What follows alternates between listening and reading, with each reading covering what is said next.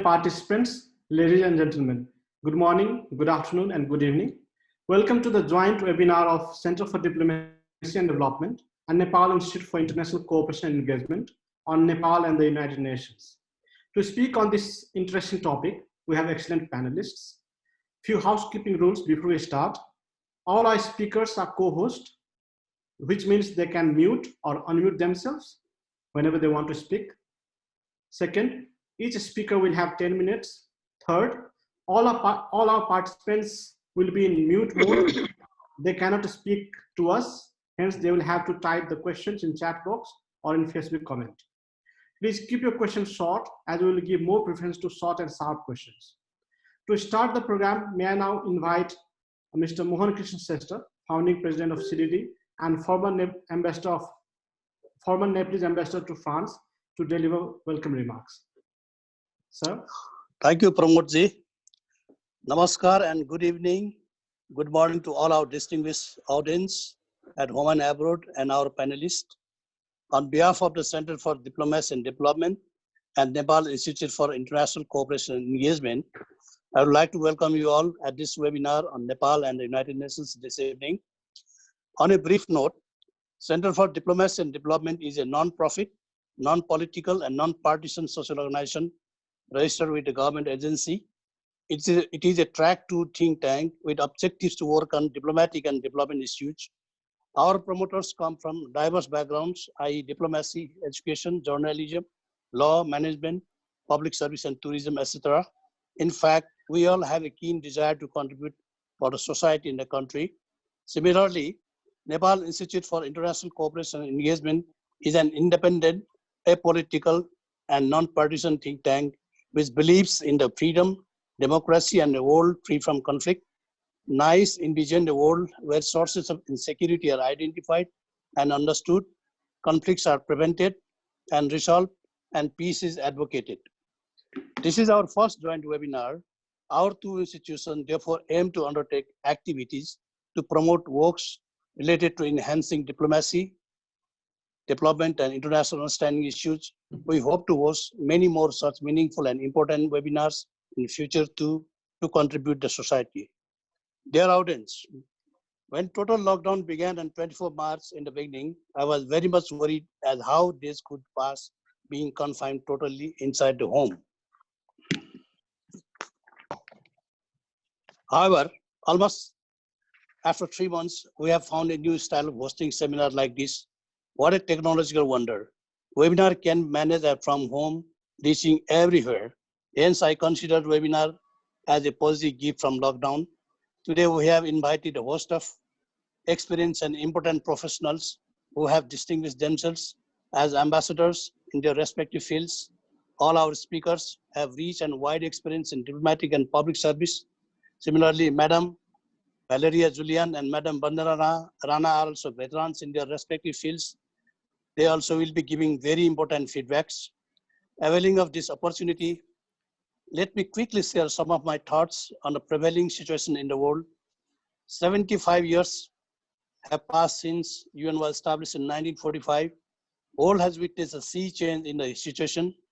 Although mankind has achieved tremendous developments and success in many fields, yet there are many other serious threats emerging to the mankind.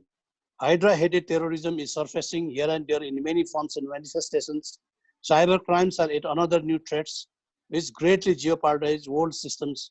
Poverty, deprivation, social injustice, environmental degradation, and underdevelopment have emerged as issues of never-ending concerns.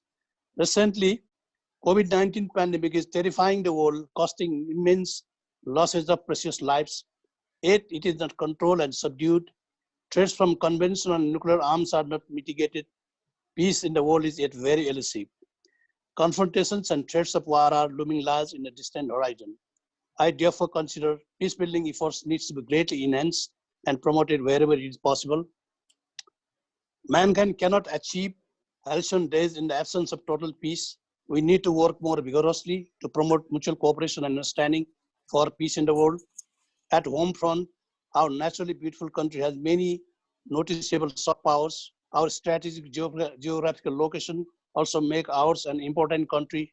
Nepal joined the United Nations in 1955 and contributed in important areas of UN's activities in the past.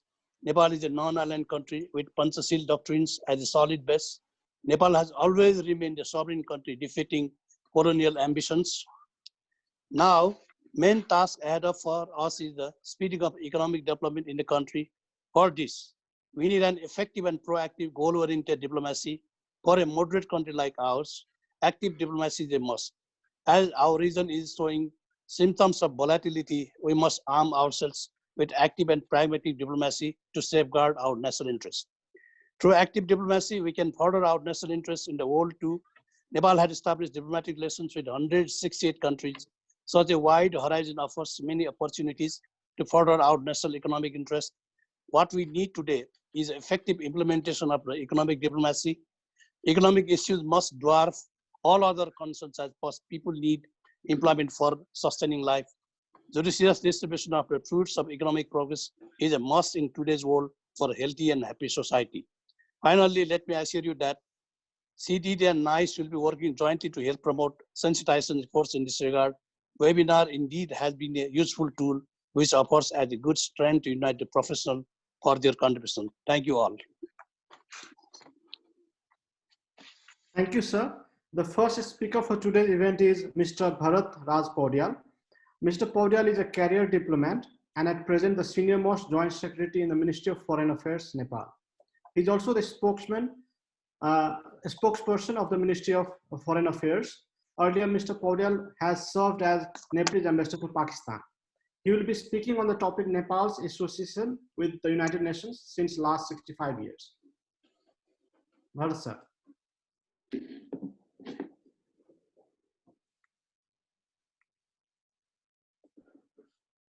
Bharat sir, please unmute yourself.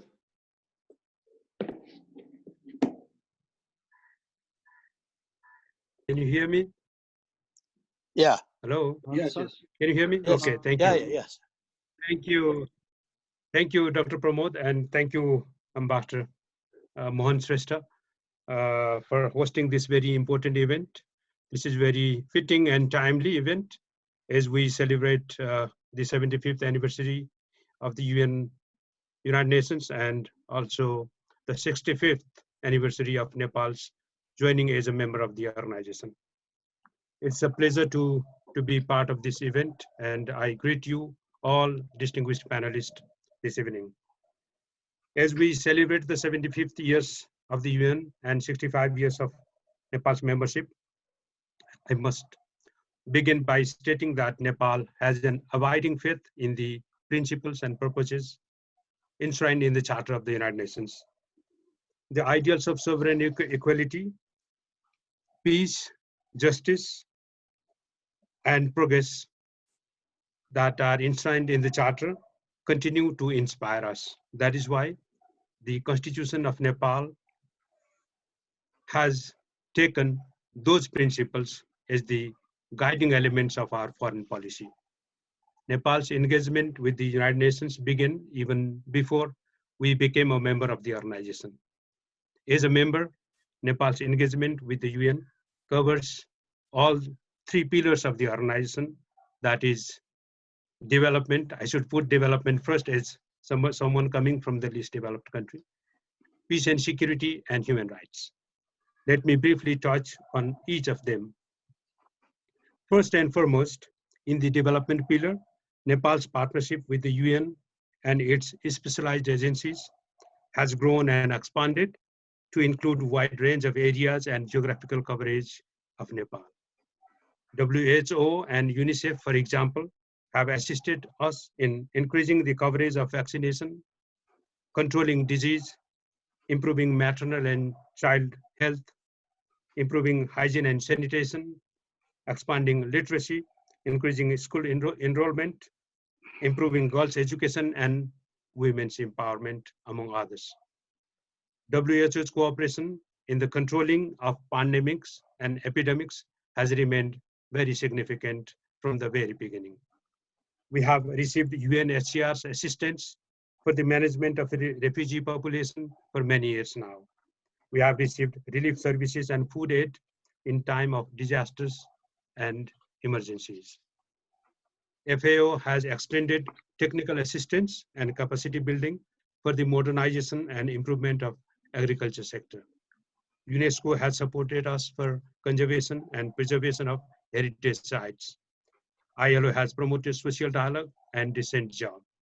UN has been a partner in disaster preparedness, mitigation and response, reduce vulnerabilities, enhance resilience, and protect environment.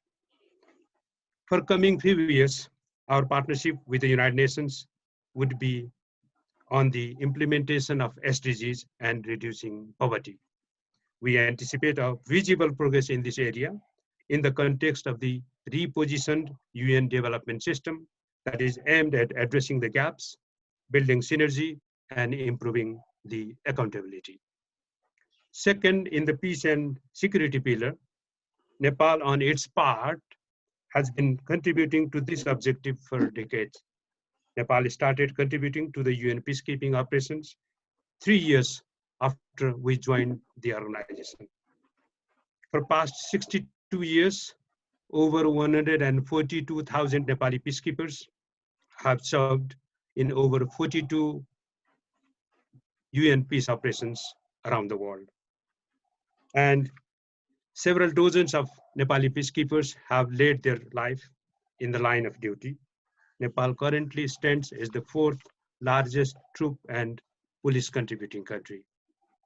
Nepali peacekeepers' professionalism, dedication, and unique capacity to go along with the community has earned them as one of the most respected peacekeepers, UN peacekeepers. Nepal had its own share of internal conflict, followed by a successful peace process. United Nations supported us during the initial phase of the peace process through a focused and limited mandate political mission for monitoring of the arms and combatant. Currently, we are a member of the Peace Building Commission. We served as a non-permanent member of the UN Security Council twice. We were in the UN Apartheid Committee throughout its existence. Nepal's position on nuclear non-proliferation and disarmament of all weapons of mass destruction and arms control has been very consistent and visible throughout these many years. Nepal supports peaceful resolution of international disputes.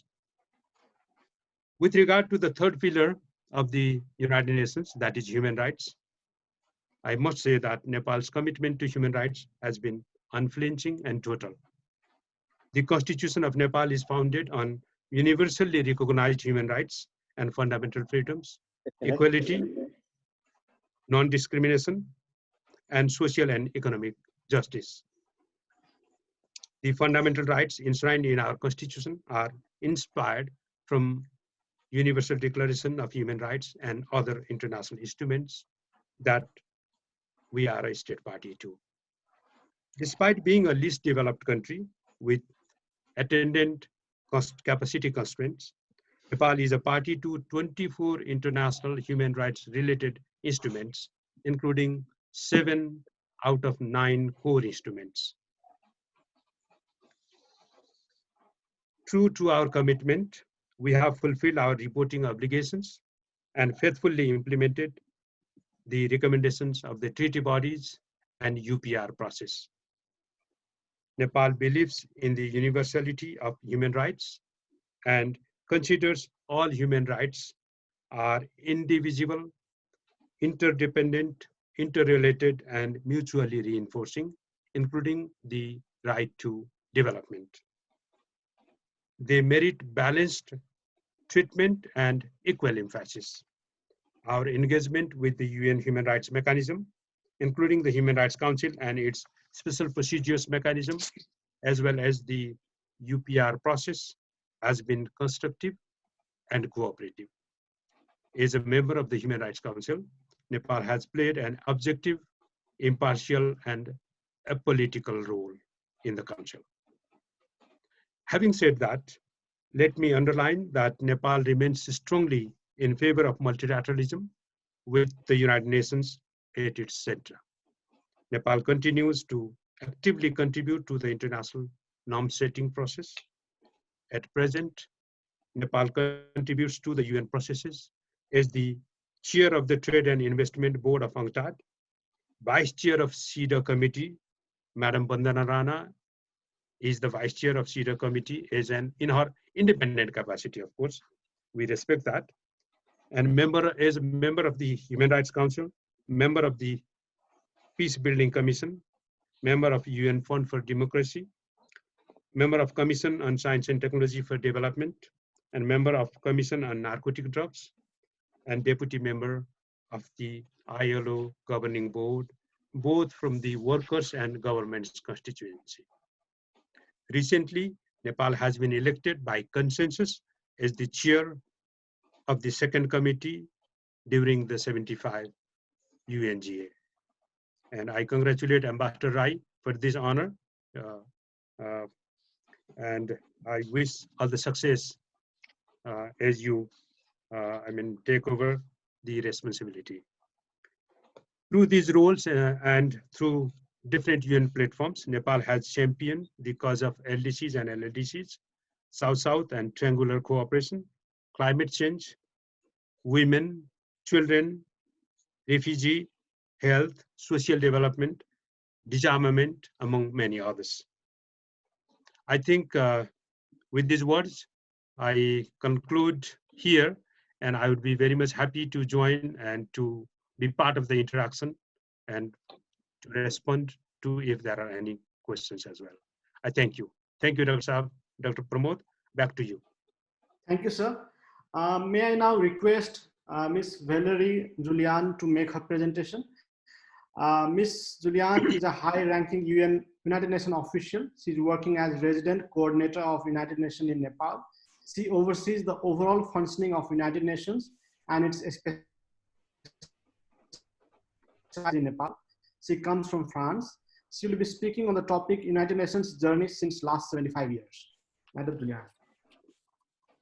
Thank you very much for this invitation, and the greetings to all of you, Dr. Pramod, Mohan, Shrestha, of course, Joint Secretary Bharat, Paudyal, Ambassador Amrit, Bandana, and all of you are here. I don't know all of you, but I want to tell you that first of all, I want to thank you for organizing this event. That's really, I think it's the first event for the 75th anniversary that I attend, so that's fantastic. I will remember this one. And thank you for inviting me, really. It's a pleasure and it's an honor to be here, the same way that it is an honor for me to serve as UN in Nepal. Thank you, Joint Secretary Bharat Paudyal, for this fantastic presentation. I think you have really presented the most striking element of the relation between Nepal and the UN. And therefore, I tried to take another angle to my presentation. And maybe let me start by reminding you one text. I'm sure you will remember this text. We, the peoples of the United Nations, determined to reaffirm faith in fundamental human rights, in the dignity and worth of the human person, in the equal rights of men and women, and of nations, large and small. And as you know, these are the first lines of the Charter of the United Nations that has been signed on the 26th of June, 1945, in San Francisco. And in this moment, 75 years ago, there were 50 countries that came together in the aftermath of the Second World War. And they were all determined to build a future that was better and that was more equal. They were determined to build a world where the dignity of human beings would be ensured irrespective of gender, caste, ethnicity, religion, that human rights would be respected and protected. The United Nations has contributed enormously to the betterment of the world during this last 75 years. How many children go to school today or are vaccinated thanks to the United Nations? How many societies and countries achieved peace and democracy, elected freely their leaders, and enjoy stability and rule of law thanks to the contribution of the United Nations? How many people eat every day, have access to water and sanitation, and have a decent job thanks to the United Nations? How many mothers' lives, how many infants' lives have been saved thanks to the United Nations? And how many human beings know that they all have the same rights? that they are born free and equal in dignity and rights, thanks to the United Nations. So this, as much as many, many more things, is the result of the work of the United Nations. But these successes are not enough.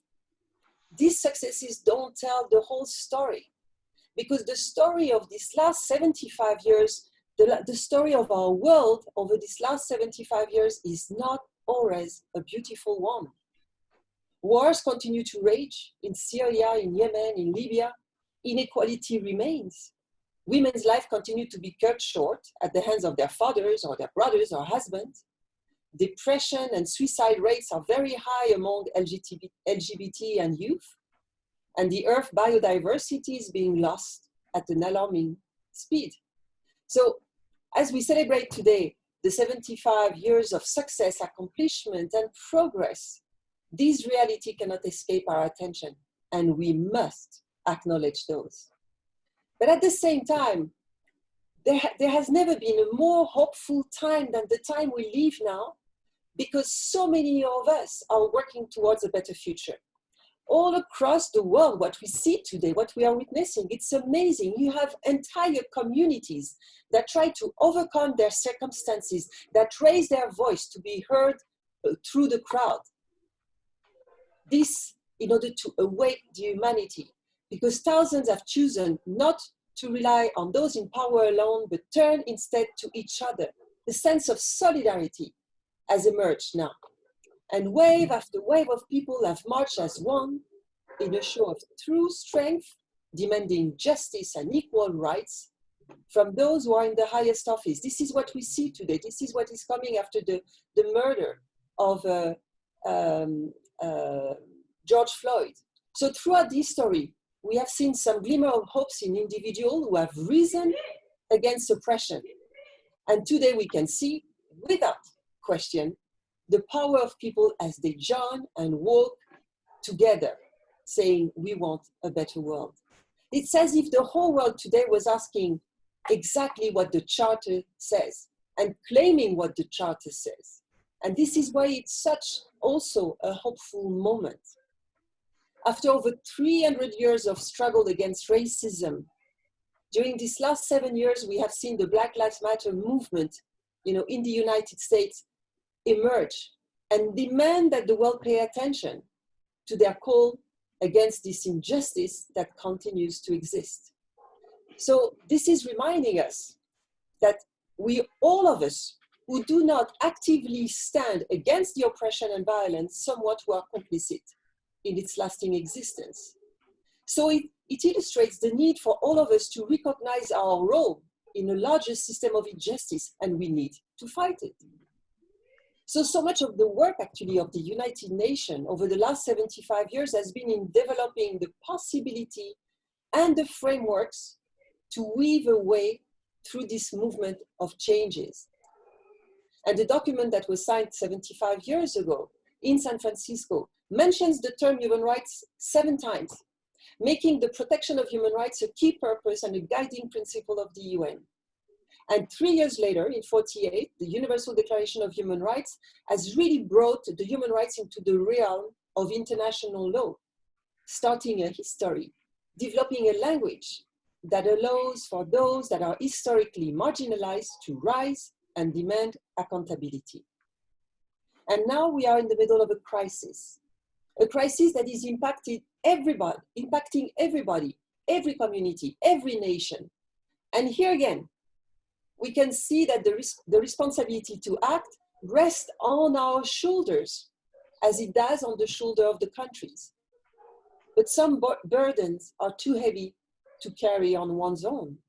And that's why the United Nations is here, also to ease the burden on the world, to ease the burden on some countries and some individuals.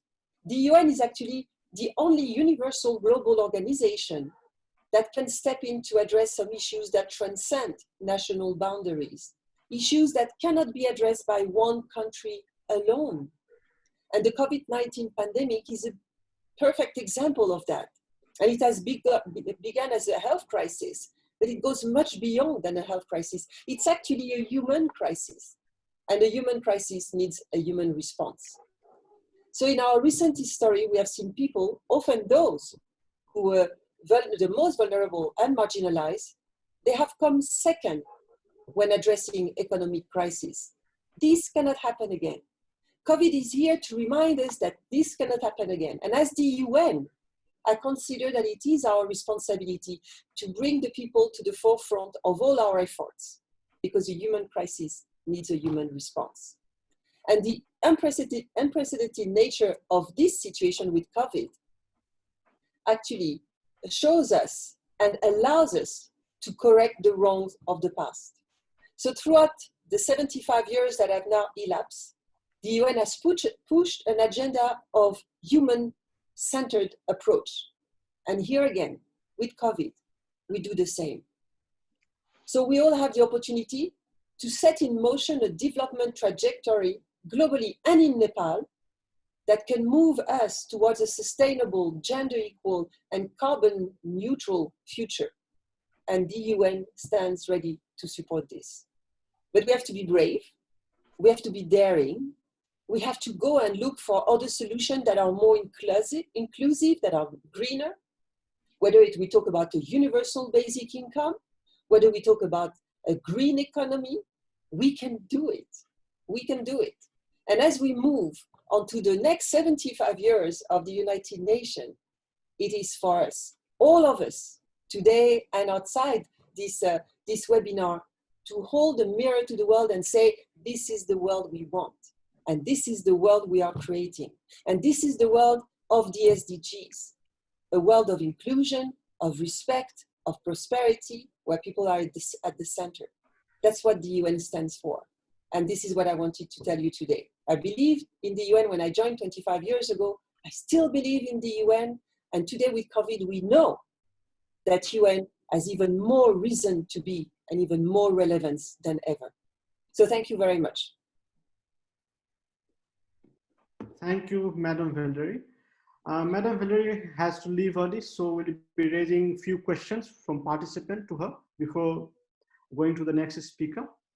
There are 4 questions, and maybe you can select 2 to 3, Madam, on the basis of your area of interest.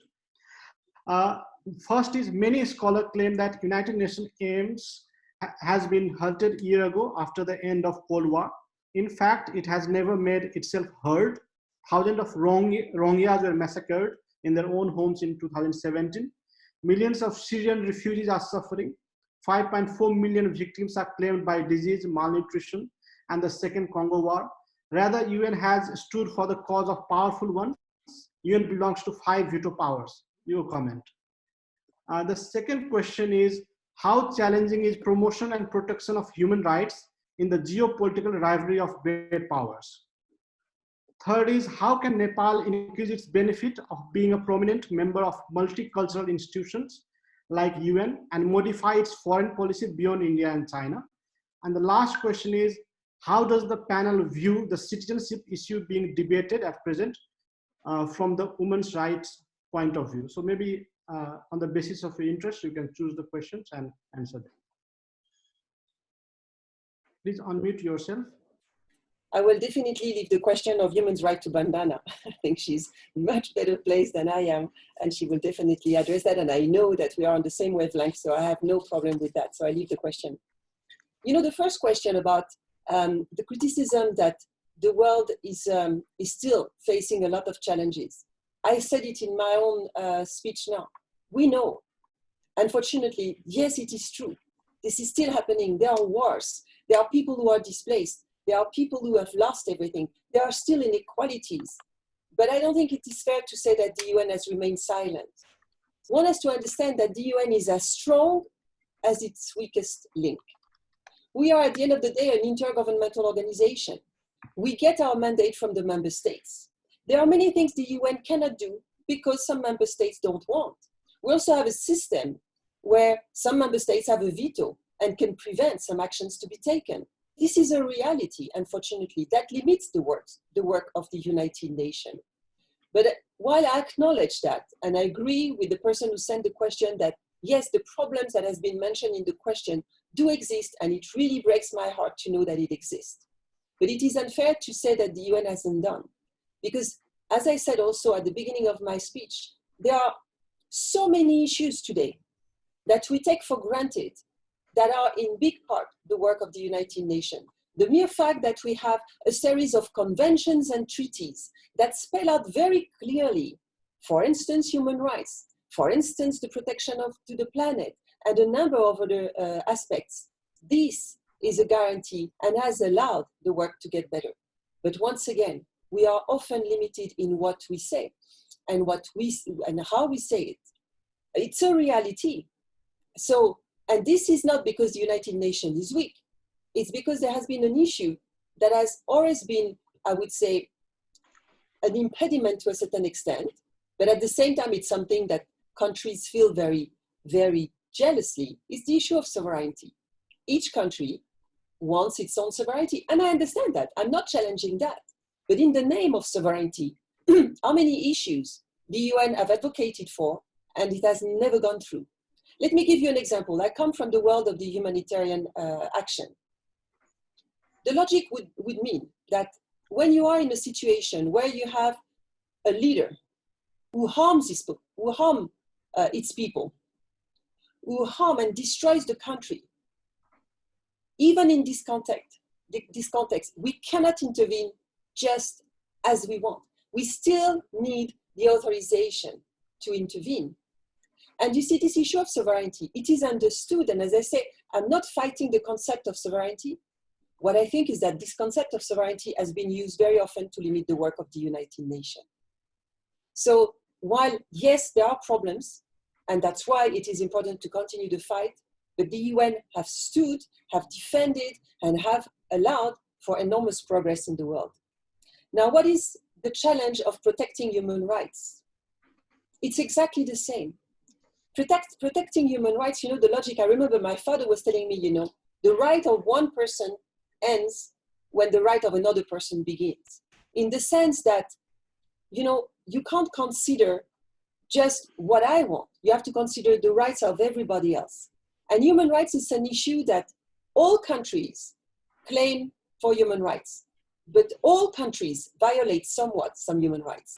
Actually, that's why we have the UPR, the Universal Periodic Review. It's universal because, as a matter of fact, there is not one single country in the world, not one, that can say that it respects human rights fully. And why? Because you have the rights and you have the raison d'etat, the state reason. And sometimes countries think that in the name of the state, it is justified to do certain things. And I must say, this is certainly the battle that is the most difficult one to fight, the battle for human rights. And often what is very interesting is that those who violate the rights of people will often use the same human rights to defend their own rights. And as I have often quoted this French humanist, Comte Sponville, who says, we don't have the same rights because we are equal, because from too many perspectives, we are not equal. You see, some countries are rich, some countries are poor. Some people are healthy, other people are not. So we don't have the same rights because we are equal. We are equal because we have the same rights. So it's only if we apply the human rights fully, everywhere, that we will be able to build a world. Because these are the very rights that we have that makes us equal. So the protection and the challenge of human rights, it's actually the most difficult one. Because when it comes to an individual decision, very often people don't consider the rights of other people, but considers their own. And how can Nepal benefit from the UN? I think that Joint Secretary Bharat Paudyal has indicated the work and the collaboration of the UN. And I think there has been many successes. There has been also some failures, and I think it has been debated and discussed at length. But what is important is that, for instance, in the context of COVID, the UN and the government work hand in hand. The UN have been standing by the side of the Ministry of Health and all the other ministries to really support Nepal in its fight against COVID. And we are not going to go, as I was telling once, the Minister of Foreign Affairs, is that nobody from the UN has left the UN. We are here. We stayed here since the beginning, and we are here to stay to help Nepal throughout. Thank you. Madam, how much time do you have? If you have time, maybe we have two more small questions. Sure, let's go ahead. Okay. How do you think the United Nations address the systematic racial disparities in places like China, Iran, and Cuba? And the second question is, it is alleged that United Nations is promoting Western liberal order. Multilateralism is dictated by the West. Your comment. Thank you. Multilateralism, because it is multi, we cannot say that it is promoted only by the West. I mean, Bharat Paudyal just said it. I don't think that Nepal stands as the West, but Nepal defends multilateralism. Because multilateralism, it's actually not a concept that gives one country the more benefit than others. It's on the contrary, it's a logic of solidarity. It's a logic that we work together to help the world together.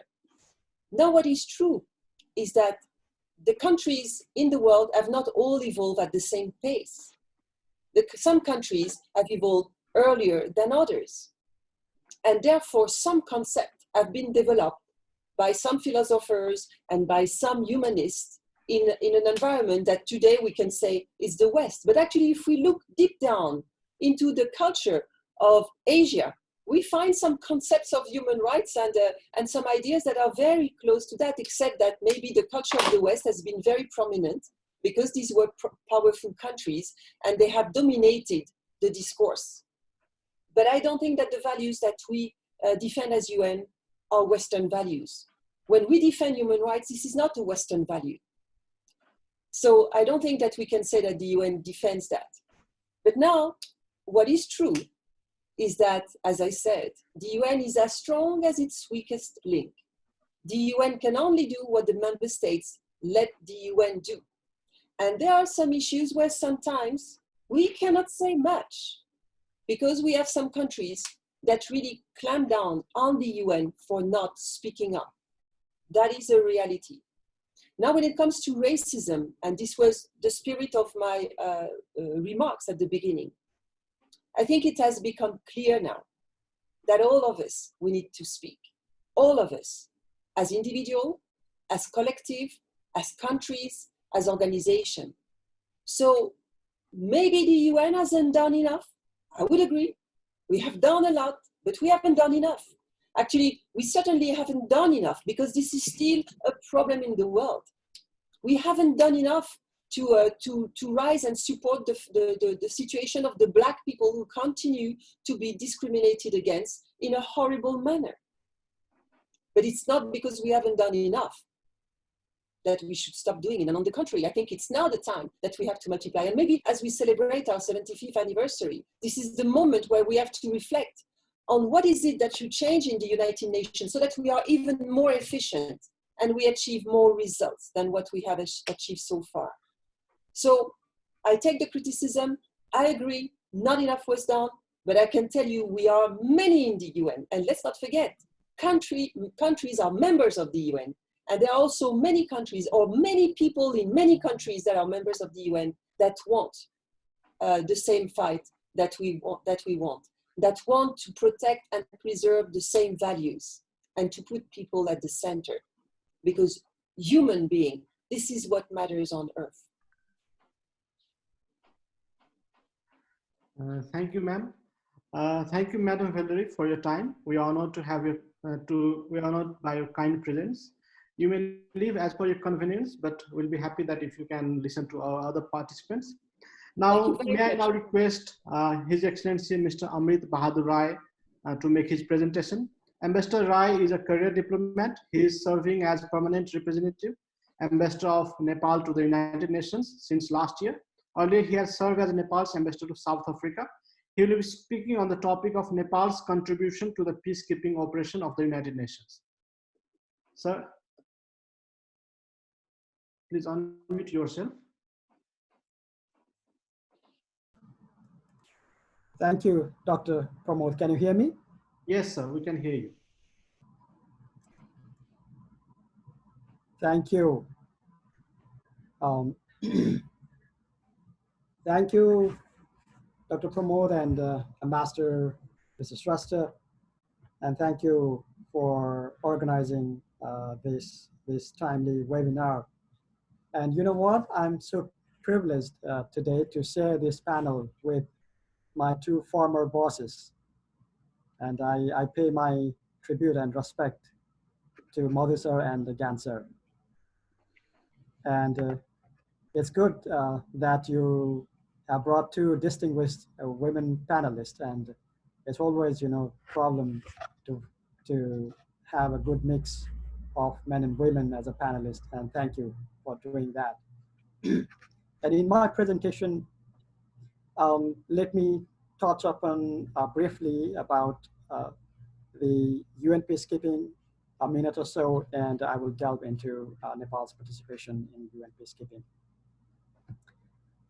The United Nations Security Council established the first UN peacekeeping mission in May 1948 by deploying the UN military observers to monitor the armistice agreement between Israel and its Arab neighbors.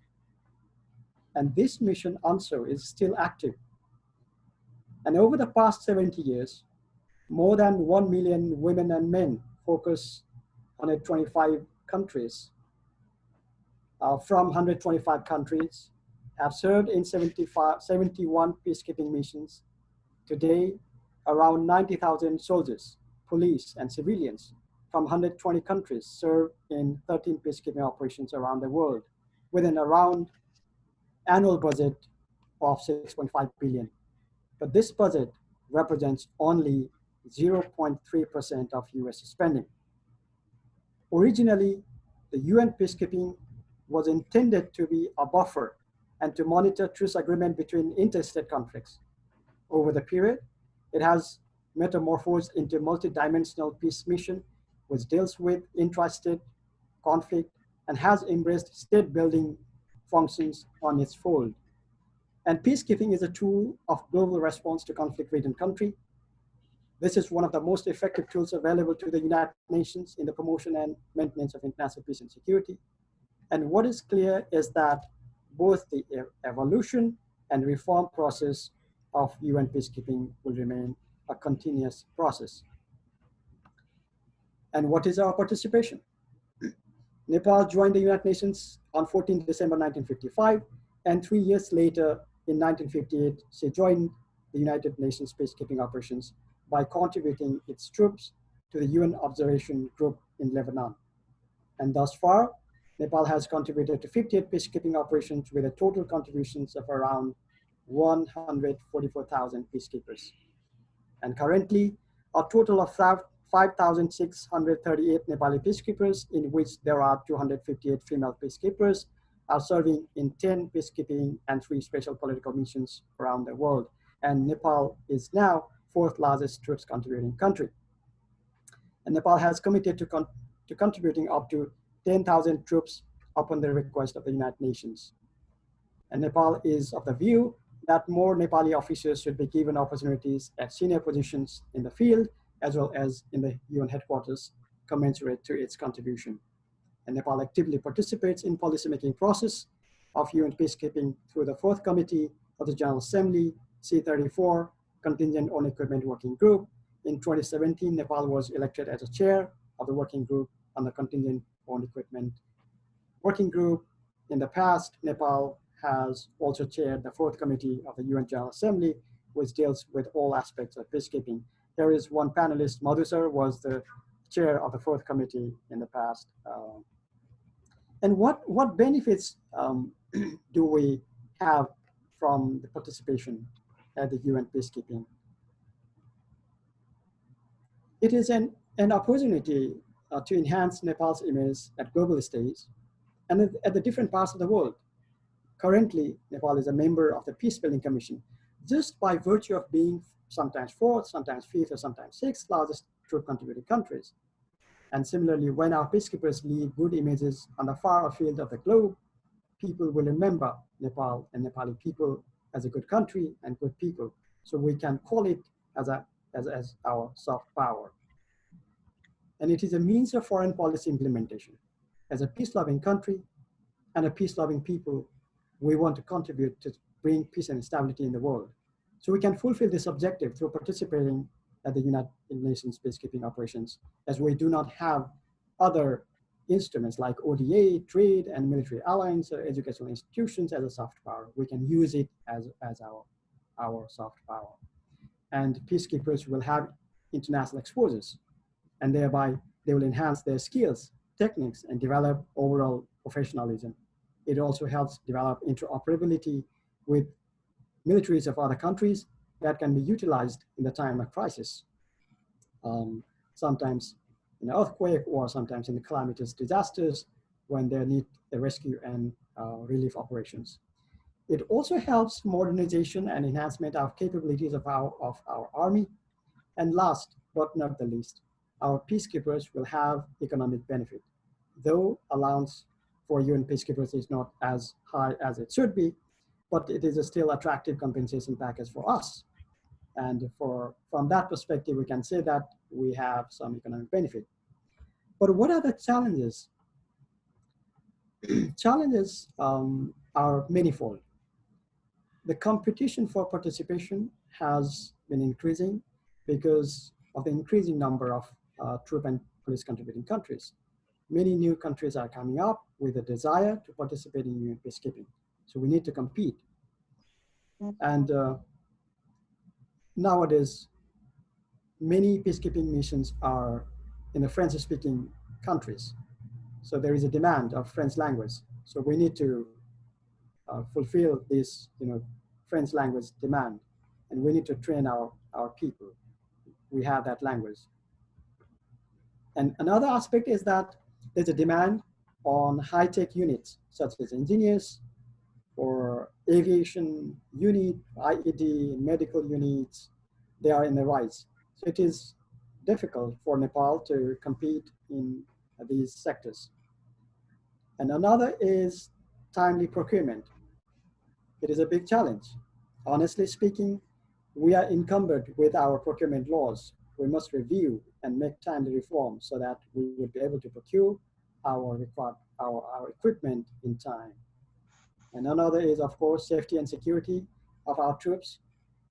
We have to deploy our troops in volatile situations where we have to do everything possible to keep our troops safe and secure. And another is deployment of female peacekeepers. We member states agree by 2028 that women serving in military contingent should be 15%, and for military observers and staff officers would be 25%. And the target for women serving in the foreign police unit is 20%, and individual police officers 30%. So we need to increase the recruitment of our female forces. Thereby, we can improve or increase the number of female peacekeepers. And we have to do huge investment, to join the United Nations peacekeeping capability readiness system, but there is no guarantee for deployment. So it is a kind of risk taking. Sometimes we have to invest, but that investment will not be, fruitful. And there is always a mismatch between mandate and resources. The Security Councils nowadays create a multidimensional, a new generation peacekeeping missions which embrace all state building, agendas, and which are not backstopped or which is not supported by adequate resources. And we peacekeepers have to compromise on the security aspect of our peacekeepers, and performance of our peacekeepers all depends on the resources. And another major challenge for us is delay in reimbursement. We have to invest ourselves, and we have to wait for a long time to get reimbursement, and there is a resource constraint in the United Nations budget, and it's going to be a challenge or a problem for us. And sometimes division in the Security Councils. I can give you a case, the Libya. You can see that our peacekeepers are on the ground, but there is a division in the Security Council, and that certainly jeopardizes the security of our peacekeepers on the ground. when the political process does not take a course as it should take. And what are the way forward to increase Nepal's participation at UN peacekeeping? My view is that MOFA should be designated as a central coordinating agency. Currently, the role is diffused to Nepal Army, Nepal Police, and armed police forces in their respective areas of competence. And MOFA is the one who contributes to shape the normative framework for peace operations at global stage. But we are not coordinating at our home front. And Nepal should increase the number of female peacekeepers as the new focus is on gender parity and women, peace and security. And there is a need of providing intensive French language training to our peacekeepers so that we can deploy our peacekeepers in the French-speaking situations. And Nepal should prepare high-tech troops as demand of this troop is ever increasing in the multidimensional missions. And we should also encourage participation of civilian peacekeepers and peace builders from government and non-governmental agencies. In fact, this area has remained unexplored. And UN peace operations are in dire need of enabling capabilities like engineering, aviation, counter-IED, and EOD units. Nepal should explore these avenues. The human resources strength in permanent mission of Nepal should be increased. Currently, we have 1 military officer who is looking after these issues, and we have 1 diplomat, but certainly there would be a lot of easy and a lot of support if we have additional staff to cover these peacekeeping areas. As we are the 4th largest troop contributing countries, there are a lot of issues that we can take care of. And Nepal must ensure timely procurement of equipment and the timely deployment of troops. And best performance alone cannot ensure Nepal's increased participation. And there must be a quality pre-deployment training incorporating the components of protection of civilians. Nowadays, most of the peacekeeping missions are mandated with protection of civilian mandate, and human rights and humanitarian law and prevention of sexual abuse and exploitations. All this should be included in the training package, and there should be quality training for our peacekeepers. And we have training centers, Barrier Peace Operations Training Center, and it is good that 2 courses of this BPOTC are recognized by the United Nations, and we need to improve the quality of this training center and make it as a center of excellence in our region. And final words, Nepal should fully utilize the UN peacekeeping as a tool of its foreign policy to enhance its image, deepen its engagement to contribute to peace and stability in the world, and therefore a high-level coordination committee under the leadership of Foreign Minister should be constituted to employ our participation at UN peacekeeping for the promotion of national interests. And thank you. These are my some of the thoughts. I would be more than happy to answer if there is any queries, or I'd be more than happy to engage in interactive session. Thank you once again. Thank you, Ambassador Rai. Now we have Ms. Bandana Rana. Ms. Rana is a veteran women activist. Her area of activities has been focused on women's empowerment and gender equality. Her contribution has been widely acknowledged in the international field as well. She is a vice chair of United Nations Convention on the Elimination of the Discrimination Against Women Committee. She is a former chair of National Women's Commission of Nepal. She will be speaking on United Nations and gender equality, local to global and global to local. Ma'am, please unmute yourself. Yes, thank you. Thank you very much.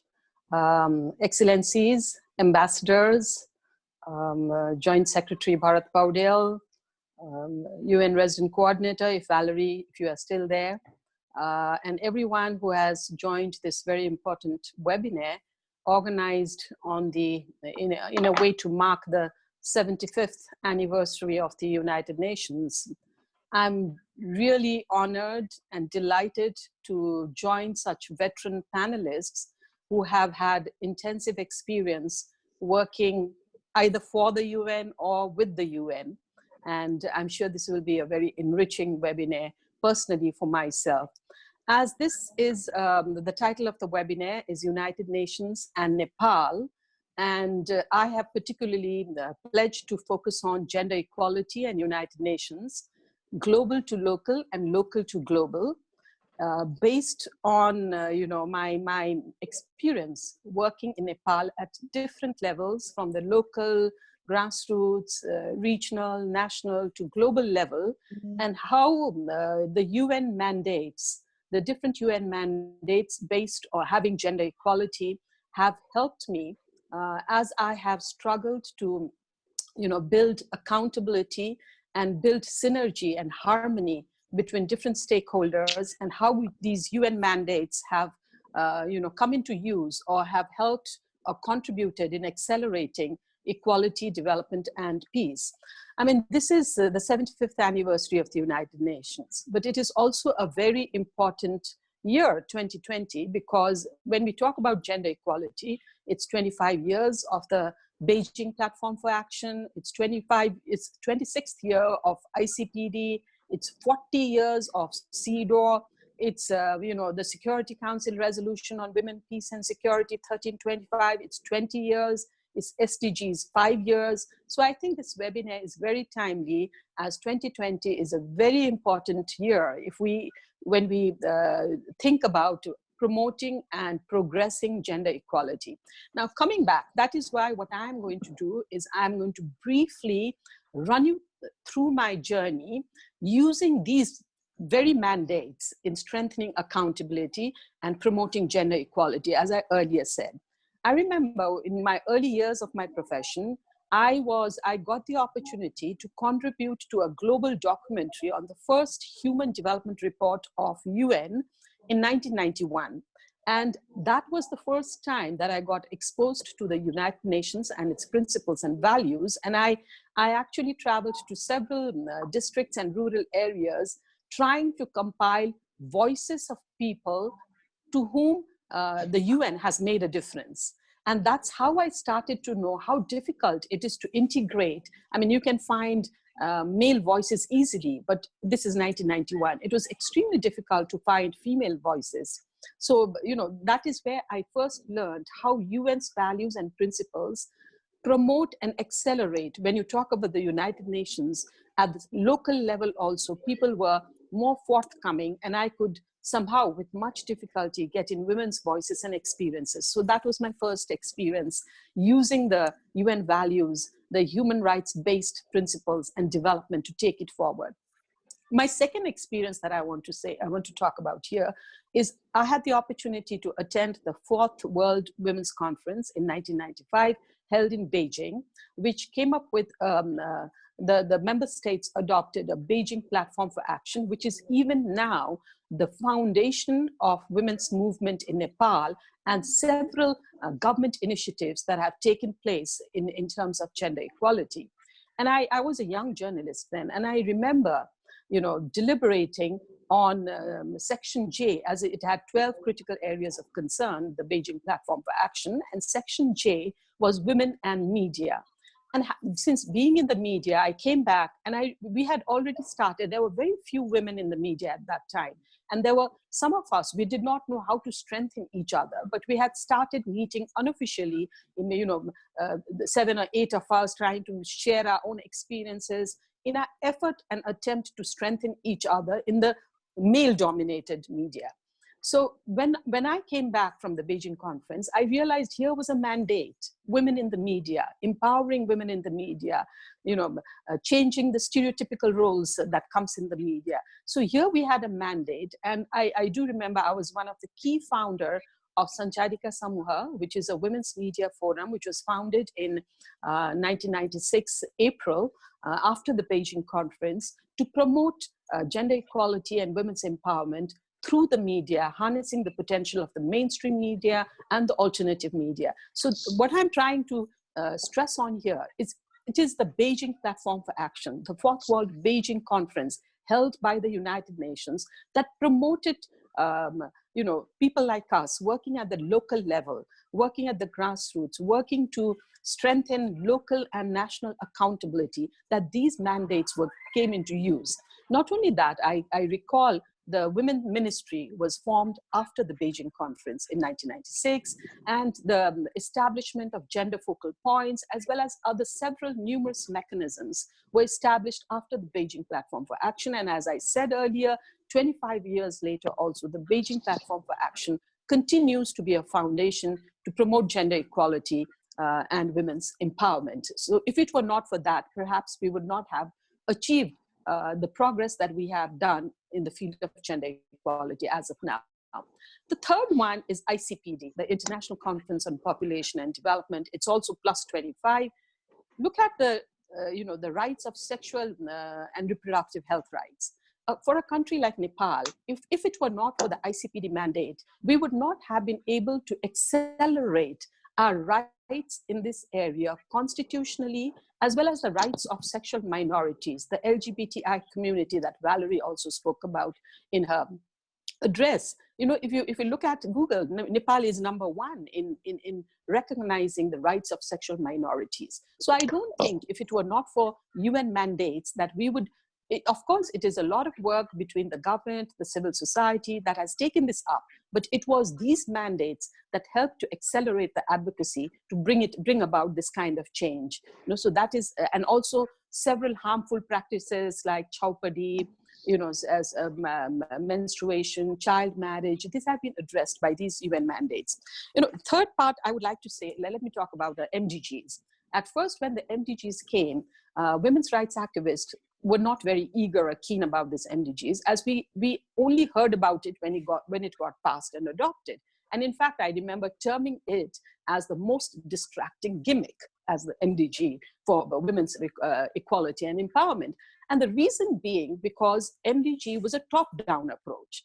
But now the experience from that, we can see that with the SDGs, we now have a forward-looking agenda, and that which was a very participatory approach. I myself personally was a part of the Global Women's Major Group. We had marginalized groups, we had civil society group, we had youth group. So you feel the ownership stronger in the SDGs than in the MDGs, and that has helped to actually also at the local level, at the national level, establish indicators, establish targets based on the local applicability, and the inclusiveness and the participation compared to the MDGs is much, much more greater as we go ahead. And the other part that I want to also talk about is my experience with the Security Council resolution on women, peace and security 1325. Nepal was emerging out of a conflict, and many women had actually participated or contributed to peace building. As you know, we say that 30 to 40% women were in the forefront of the battle as combatants themselves. But when the peace talks started, women were nowhere to be seen. And I think it's the very hundreds of years of patriarchal mindset that, oh, it's war, it's peace. Now we need to we've just come out of this. We need to strategize strategies, plans. But women were nowhere to be seen in the initial stage. And I do recall taking up the Security Council Resolution 1325, which actually helped to open a whole lot of new doors of stakeholders, the security sector, the defense ministry, the army, the police. We worked with the foreign ministry as well. There was a high-level steering committee chaired by the foreign ministry. So I think this, if it were not for the Security Council resolution, the achievements that Nepal, of course, there is much to be done, but the achievements that Nepal has made in terms of developing its national action plan, in terms of localizing guidelines, in terms of local peace committees would not have come about if it were not for the Security Council resolution. And how could I forget talking about CEDAW? I do recall the first, I think it was 1994, that first time that I heard about CEDAW was from a veteran activist from Malaysia who had come to Nepal, and I was a co-founder of SATI, which was working on domestic violence and violence against women. So we got to know about the CEDAW, and since then, CEDAW has been one of the strongest tools to bring about legislations, to change policies, whether it be on domestic violence, whether it be Chaupadi, whether it be child marriage, whether it be the gender equality bills, whether it be engendering the constitution through its mechanism of constructive dialogue with member states. I remember Nepal reporting to CEDAW. The last reporting was in 2018, October, and Nepal, CEDAW committee has asked Nepal to speed up its adoption of the second phase of the 1325 National Action Plan, which I gather is in the very last stage, and I hope that very soon we'll be hear of its adoption. So what I'm saying here is that all these UN mandates, if it were not for these UN mandates, the acceleration of gender equality and women's empowerment economically, women's empowerment in politics, whether it is disaster management, let's say, for example, the present pandemic crisis, we have different clusters where UN is leading, the policy briefs from the United Nations, from UN Women, from other UN entities, as well as from the Human Rights Office of the Human Rights Commissioner, has helped to strategize national policies and guide member states to put women as well as marginalized group, as well as people living with disability, the LGBTI community, women from rural women, at the center of all development and strategies. So as an activist who has worked in Nepal for 30 years, I believe that these, though we may be very skeptical about UN, we may be very cynical, but if it were not for the UN mandates, the acceleration of these progressive strategies on equality and development and peace would not have come about. So I'll stop here and I'll be happy to respond to any queries based on my presentation. Thank you. Thank you, Madam. May I now request Mr. Madhu Acharya to make his remarks. Mr. Acharya is a career diplomat of Nepal. He served as Foreign Secretary of Nepal at the Ministry of Foreign Affairs. Earlier, he had served as permanent representative, Ambassador of Nepal to the United Nations in New York. He has authored a book on tropical importance.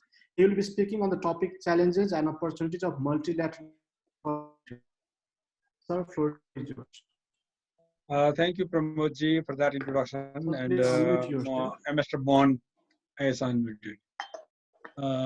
Ambassador Mohan Krishna Shrestha for hosting this jointly and inviting me to speak on this important webinar. I have the privilege of speaking towards the end, which makes your job easier, because what needs to be said has been said already, and I endorse what has been said already.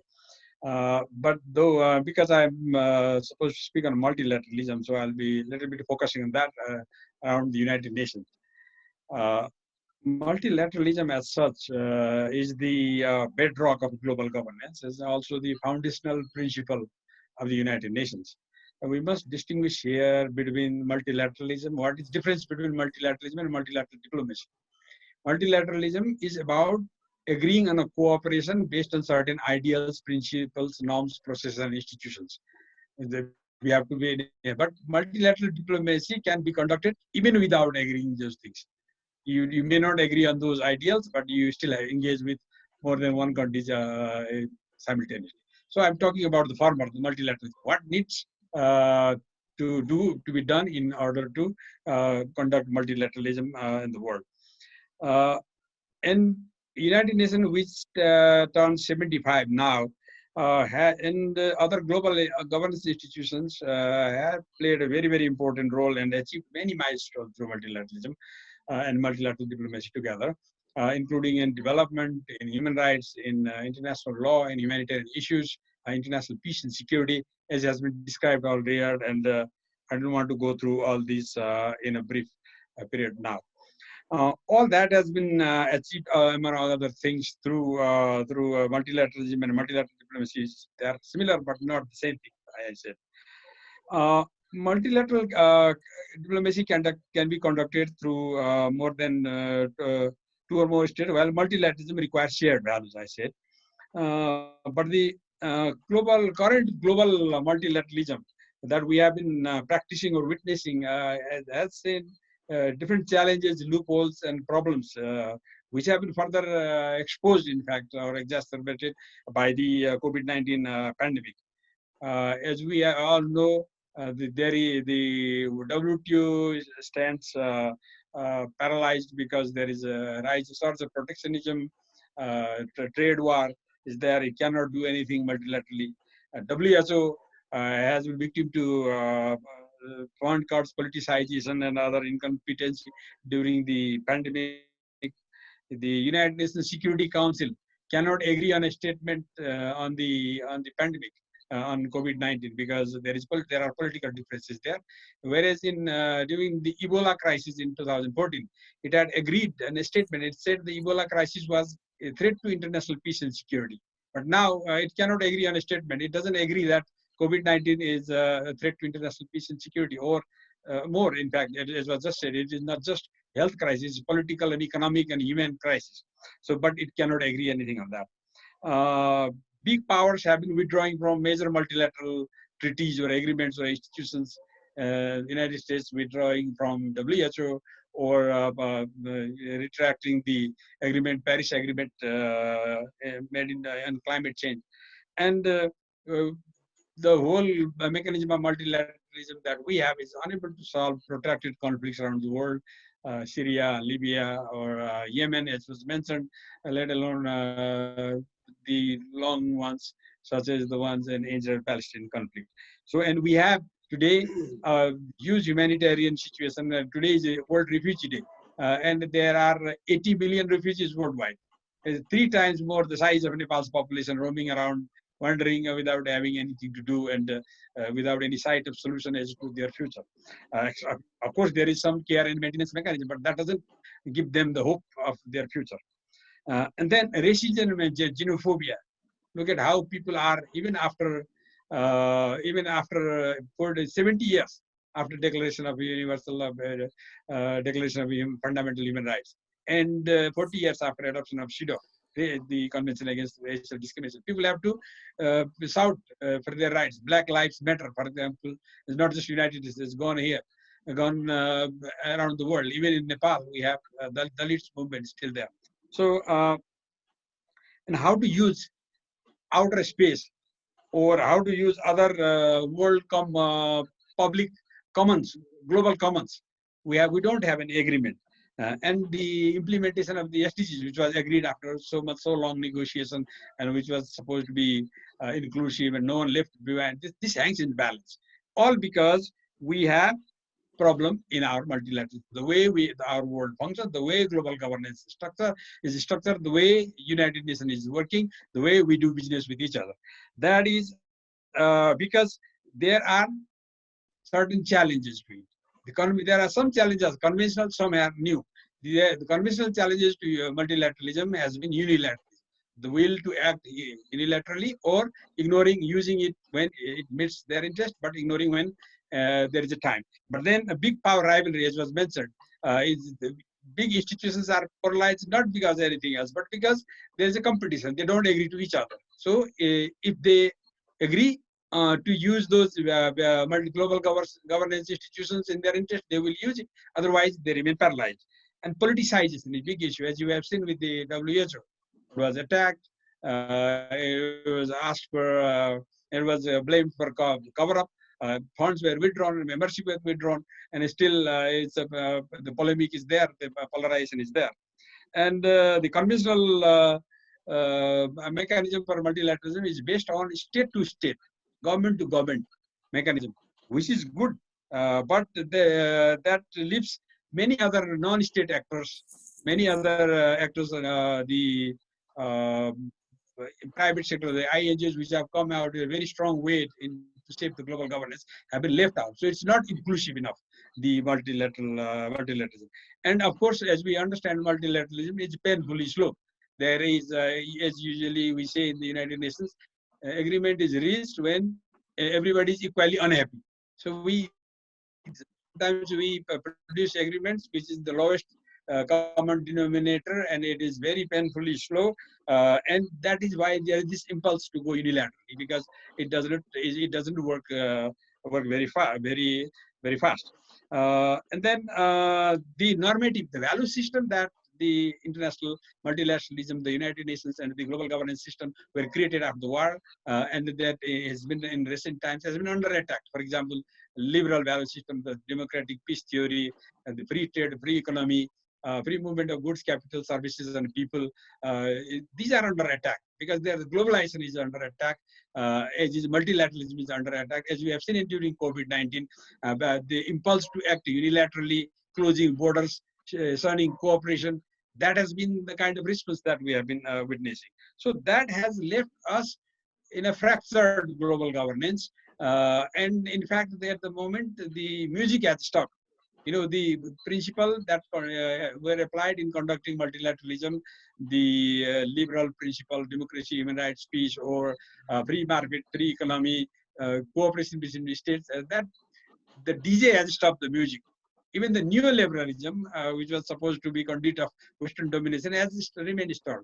So there are, and the big powers are hijacking the agenda of the multilateral institutions like the United Nations. As it happens, many of you have witnessed the G7, the group of largest economies, or G20 countries, missed just at the UN General Assembly a few months before General Assembly at the UN, and they agree on whatever needs to be done globally on economy and other issues, and they leave the UNs to chatter doing nothing.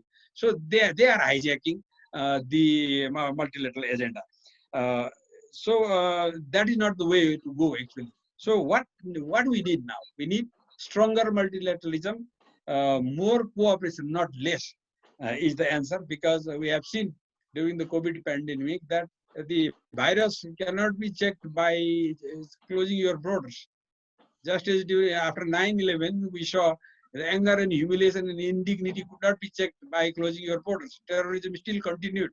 The answer is more cooperation, not less. So what we need is multilateralism is required to protect. Why it is required? To protect global commons that is available to everybody. International peace and security, climate, the environment, the development, human rights issues. That's for everybody. And also to strengthen multilateralism, and it was also on global public goods, because we need global public policy. It was mentioned earlier, I think it was from the UN resident coordinator, but there is a global responsibility because we cannot just remain silent on some of these problems. If we remain silent, then we are complicit to these problems. So everybody, global citizenship has the responsibility in making this work. How this can work? It should be based on a certain principle. As some of the principles are built in the United Nations already there, but are not implemented very well. For example, the respect for sovereignty, peaceful settlement of disputes that are there. The rule-based system, that there is a the rule based on international rule of law. Just as there is a rule of law in the country, internationally there should be international rule of law. Those things have been at least agreed in principle, but difficult to implement. United Nations has also come up with other principles, such as common but differentiated responsibility. We have global problems that transcend beyond our national borders that we cannot solve ourselves. So United Nations has invented a mechanism in which those who are responsible for creating problems, or those who have the capacity, should step forward, and they have more responsibility. That is what we have done in climate change, common but differentiated responsibility. We also have the principle of no one left behind, inclusiveness, because such as that was adopted in the SDGs. But multilateralism should be inclusive, as I said earlier. It should include all the stakeholders. There is some mechanism, but it is a the multi-stakeholder consultation that takes place with the United Nations. There is some practice, but it's only formalism to allow some room and some voice, but it's not genuine consultation. This should be involved. Private sector, the NGOs, the non-state actors who have a say in global governance should be brought into on board.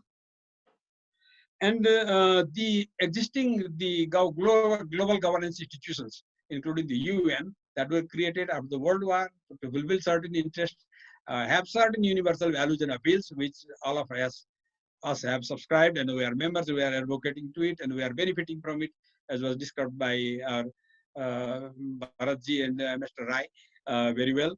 And certain values and principles that we benefit from it, that's all right. But these institutions are not functioning very well. So they need reform. The reform should be focused on their democratization, increasing our voice, increasing our representation, increasing their accountability towards us, because there are certain principles, as was mentioned, Bandana ji was mentioning about gender balance, which United Nations has espoused very, very well, and except in some areas such as in the peacekeeping, which is yet to become close to gender parity, but there are targets to it, as Ambassador Rai was mentioning. But then we have the equitable geographic representation, the principle, because all global governance institutions should have equitable representation, and as it happens now, we have to increase more gender participation in that, because in men's domain we have somehow achieved something, but in gender parity we are nowhere close.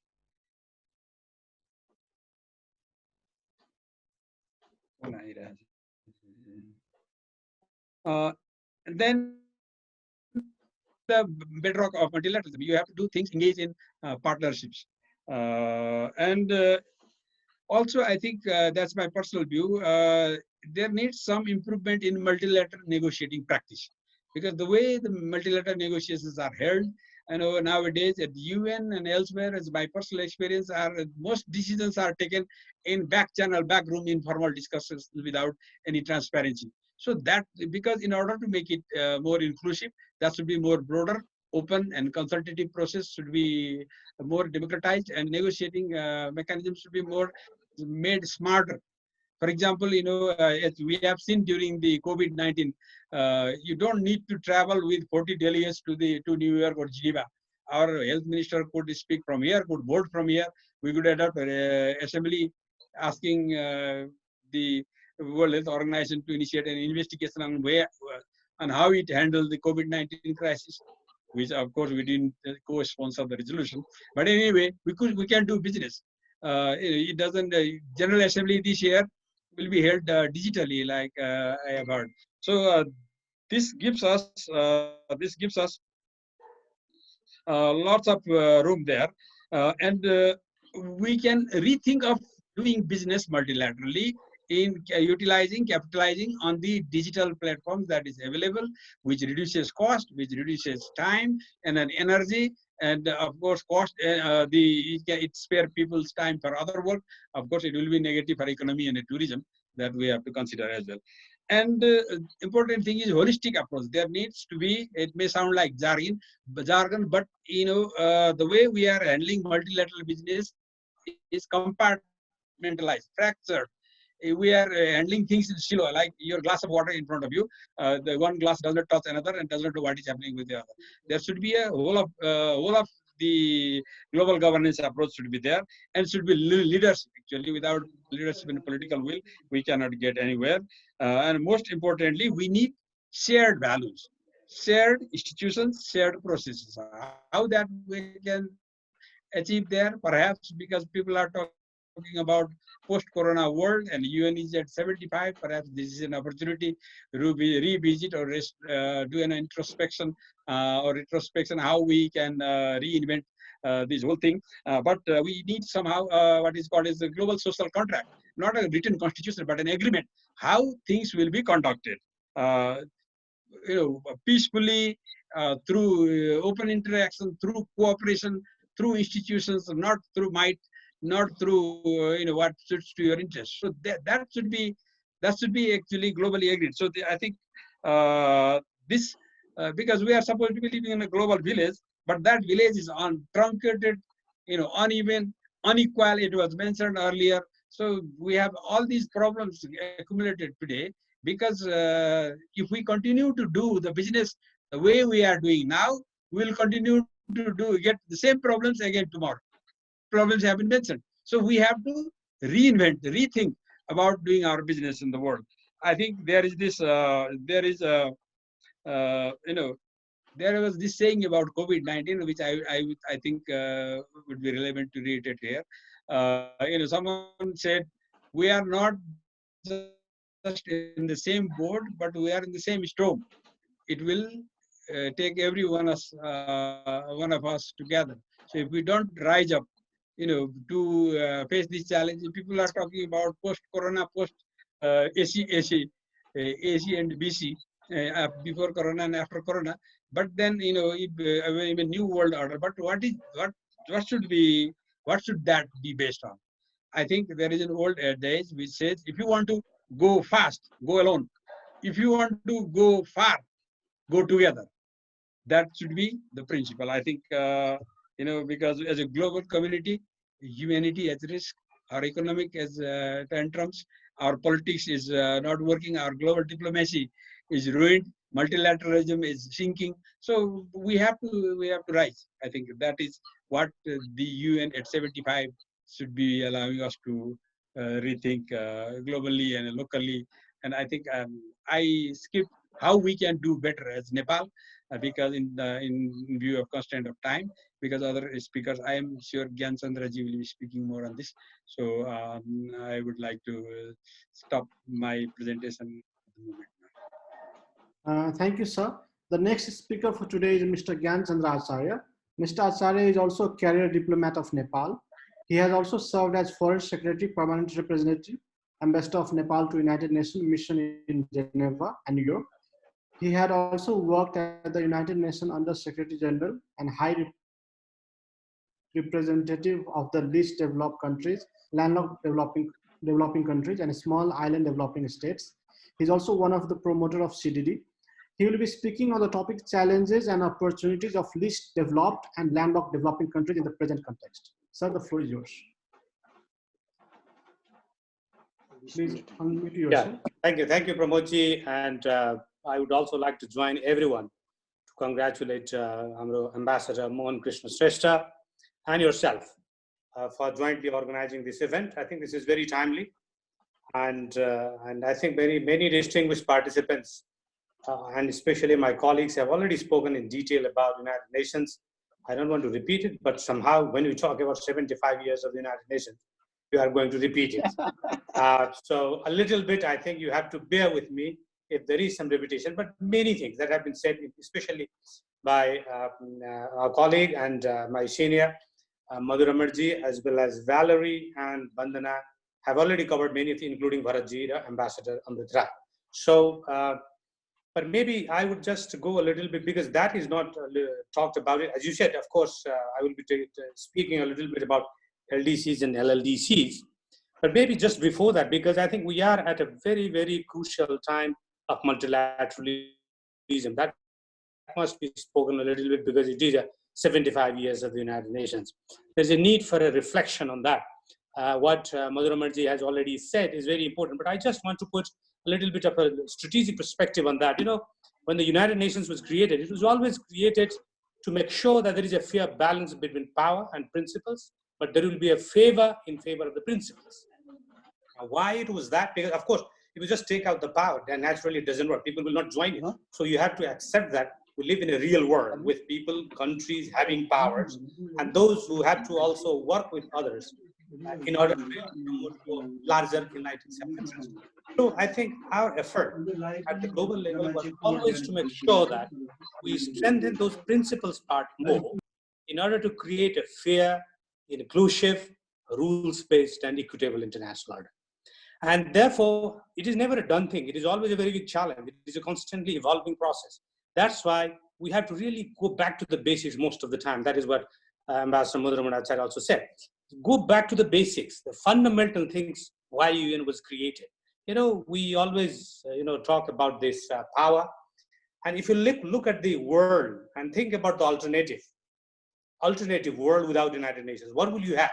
You have the history to go back from 1648, Treaty of Westphalia, to 1945. What did you have? You have a rival blocks of power. You had a spheres of influence, and you have world war.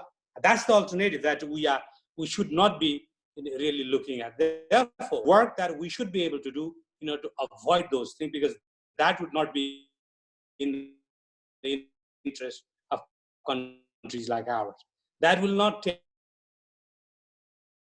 sphere of influence, the rival. We remember all, in the ancient times when there was an Athenians and the Malians, there was a discussion, and they say, the Athenians said, after a lengthy discussion, that strong do what they can and the weak suffer what they must. This is not the world that we are looking for. Similarly, it should not be only, as Hans Morgenthau always said, that international politics, like all politics, is a struggle for power. And this is where I think we have to really focus. Why? Again, for all the reasons. We live in an interdependent, globalized world. You cannot resolve all the problems with all the power that you have around the world that you see. The pandemic is a good example. Climate change is a good example of that. Arms trafficking, look at that. The conflict, the refugee, you name it. There are so many things. There are more things now which are interconnected than probably any time in the past, because globalization has touched everything. Look at the disruption, how it is really affecting all of us, even one COVID-19 pandemic. So think about multiple disaster that is taking place. COVID-19 with tsunamis, with the climate change impacts, all happening together. This is a real possibility now. And then look at the world, the capacity to really build resilience. This is why I think when we look at the United Nations, the only alternative to the United Nations is an even stronger United Nations, even stronger multilateral region. This is where it is not only for us. That's why I said, if there is a less conflict, if there is no more poverty, if there is more inclusiveness, it is all the countries. That is why it is called public goods. This poverty eradication, this promotion of the environmental protection, and all of that. That's why I think this is very important, and that brings me to the issue of the least developed countries. That is why we are talking about. We all know if you look at the UN Charter, starts with the peace, security, the preamble itself, and then it goes to the second most important thing: human rights and sovereign equality. It is not only about human right. Of course, is the fundamental human rights protection is the goal of the United Nations, and not only the dignity and worth of the human person, but of all men and women, and as well as, of course, the equal rights of small, big, the nations. And naturally, the third is the just and the rules-based international order, which is why the primacy of international law comes in. And the fourth, which is very important, again, is to promote social progress and better standards of living in larger freedom. I think these are very important things. Sometimes you remember that we have said it 100 times, but we lose value if you just say it for the sake of saying it. But if you really reflect on it, you see all these dimensions were created not because they had to be created, but because they had interconnectedness, because they reinforce each other if they are promoted together. I think that is why the United Nations has really looked at many issues, but my topic is LDCs and LLDCs. I'll come back to that. And naturally, one of the fundamental issues that we were looking at was also development. Many of the issues, if you look at the 0.7% of GDP, it was the United Nations that we promoted it. The new international economic order at the time, generalized system of preference, it was the ECOSOC that created it. And then again, if you look at the 1971, the United Nations recognized the least developed countries as a group of countries most vulnerable because of their structural, historical, as well as other regions. I think that was a very important part of making it the word that we were talking about, inclusion. And of course, making really the world responsive to everyone, including those who are farthest behind, who are the poorest, who are most vulnerable. I think that was a very, very important, the promotion. And look at that. If it were not there, a couple of things that we are asking for and we are getting, I should say, whether how much we are making utilization of that is a different issue that you can have another debate on. But the debate that the official development assistance should be provided to these countries on a priority basis, and there are indicators, 0.15 to 0.2 in the last Istanbul Program of Action. That is the indicator which has in fact prompted all the OECD countries every year to make an effort to show that they have contributed this much. For last year, if you look at the figure, $147 billion were provided to all the countries. Out of that, about $45 billion was provided to the LDC. Thanks to the global, the advocacy of the rights as well as the expectations of the least developed countries. If it were not there, do you really think that those issues would be in the global stage? I don't think so. Any one or two countries asking for it would have been very, very difficult for the international community to accept. And that is one very, very important thing. The second point is about the trade. Look at the duty-free, quota-free access to the least developed countries. That is a very fundamentally very important. Look at the countries which have done very well on that. By the way, Nepal is not a very good example of making maximum utilization of PFP. We have utilized it, but because of our own limited productive capacity and trading capacity, we have not much utilized it. But look at Bangladesh, where it was yesterday, I mean, last 10, 15 years ago, and where it is today. Look at Cambodia, which has used the duty-free, quota-free again the market. So if we develop our own capacity of having more production, then you have the the duty-free and quota-free market in many countries of the world. I'm not saying that all the countries have given it. That is still a big challenge. But many countries, those who have been doing it, I think there is a good example of that. They have been providing it, especially you look at the EU countries, look at the Canada, look at Australia. I mean, there's a very large number of the markets which are available now for the duty-free market. The third thing that I would like to really say that these things sometimes look very not that very prominently talked about, but if we can really utilize those things, we think that we can really bring about change. You look at the Sustainable Development Goals, which has a very strong focus on the LDCs as well. Many of the indicators are there in regard to the technology transfer, in regard to the investment promotion, in regard to providing other finance, in regard to providing climate change related funds. If you look at that, there is a dedicated technology, the LDC fund on the climate change. There is also, the mandate for the larger, the Global Climate Fund to set aside 50% of, their fund for the mitigation, 50% for adaptation, but 50% of the adaptation fund out of that, that has to be shared between the LDCs and the African countries. So those are some of the, I would say, international, the initiatives which have really provided a very strong impetus at the global level to help to support the least developed countries. But we also should remember that it is an issue of mutual accountability, that you have to do it yourself. Development is your responsibility. And only then you can talk about asking for international community to provide help. So there is this kind of, the strong ownership and commitment within the country to make sure that our efforts are geared towards promotion of our own interest, promotion of our, the development, and then of course and then you should really ask for international support.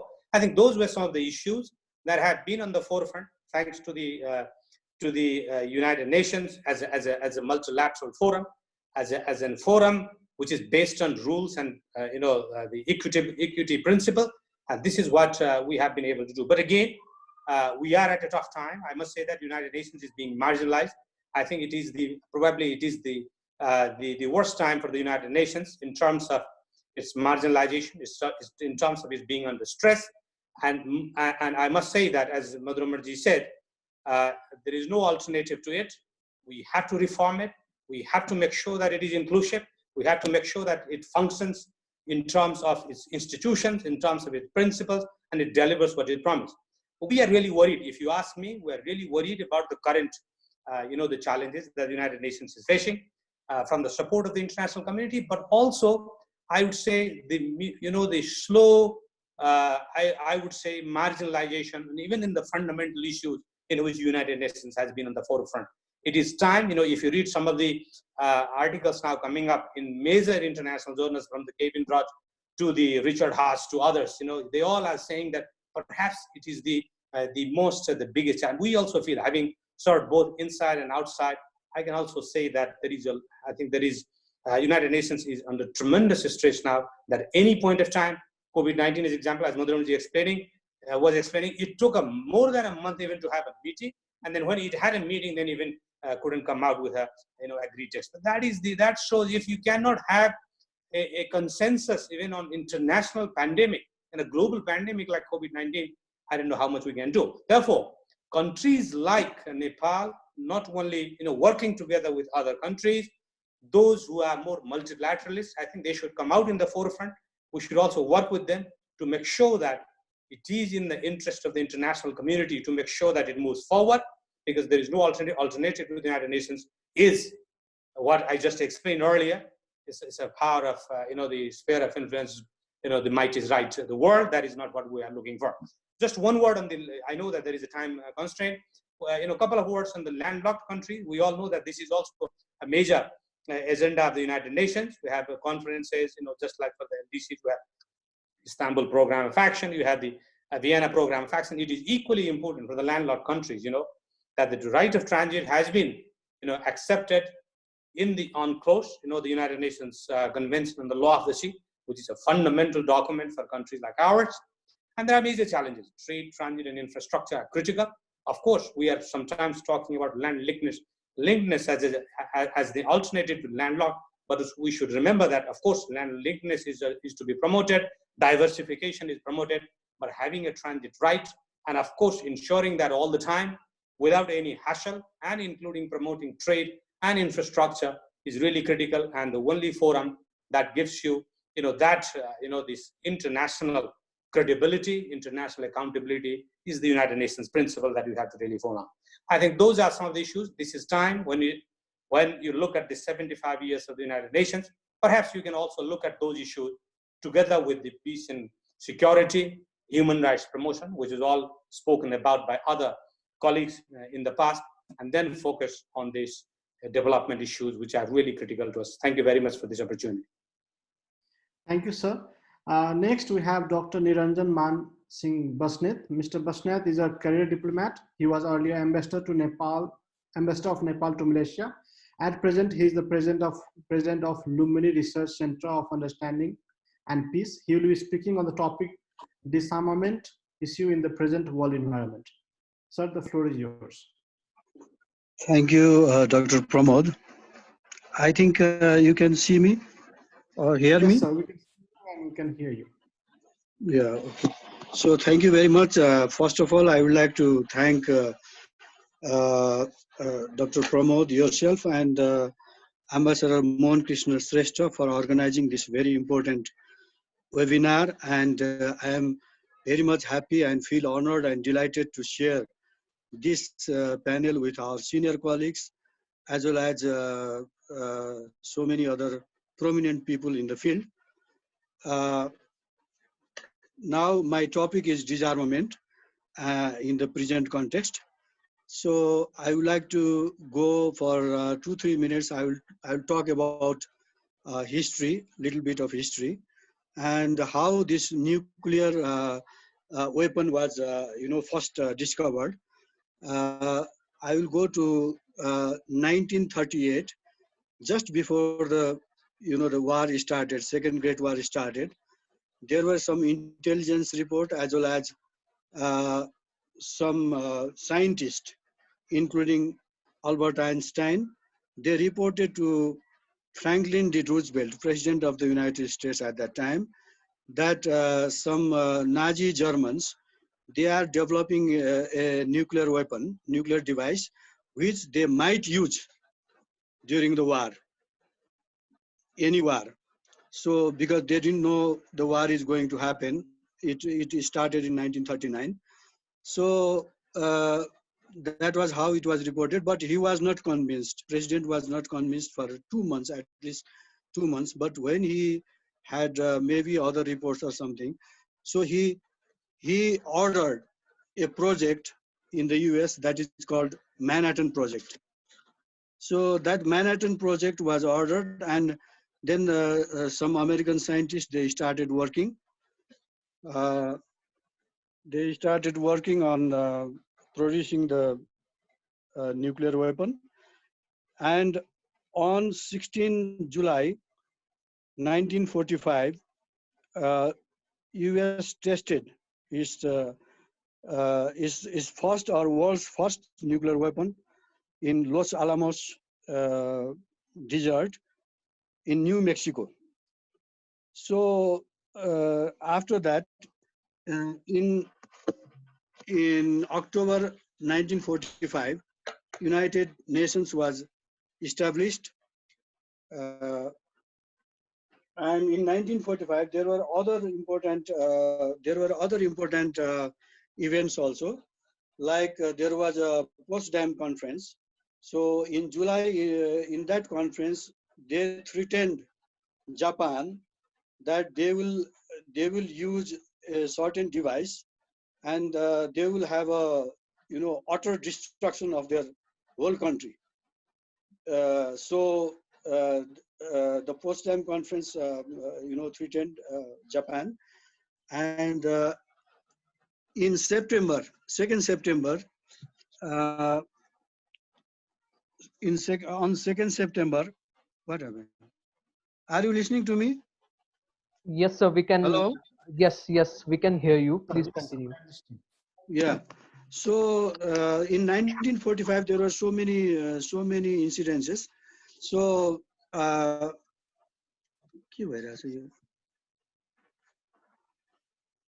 there were so many important events in 1945, and after that, it's a chain of events like that. So US has it, so USSR also wanted to have it, and they also produced nuclear weapons in 1949, and that way it triggered other countries like UK. UK also produced. I think why this sound is disrupted, I think. We can hear you clearly, sir. We can hear you clearly. Okay.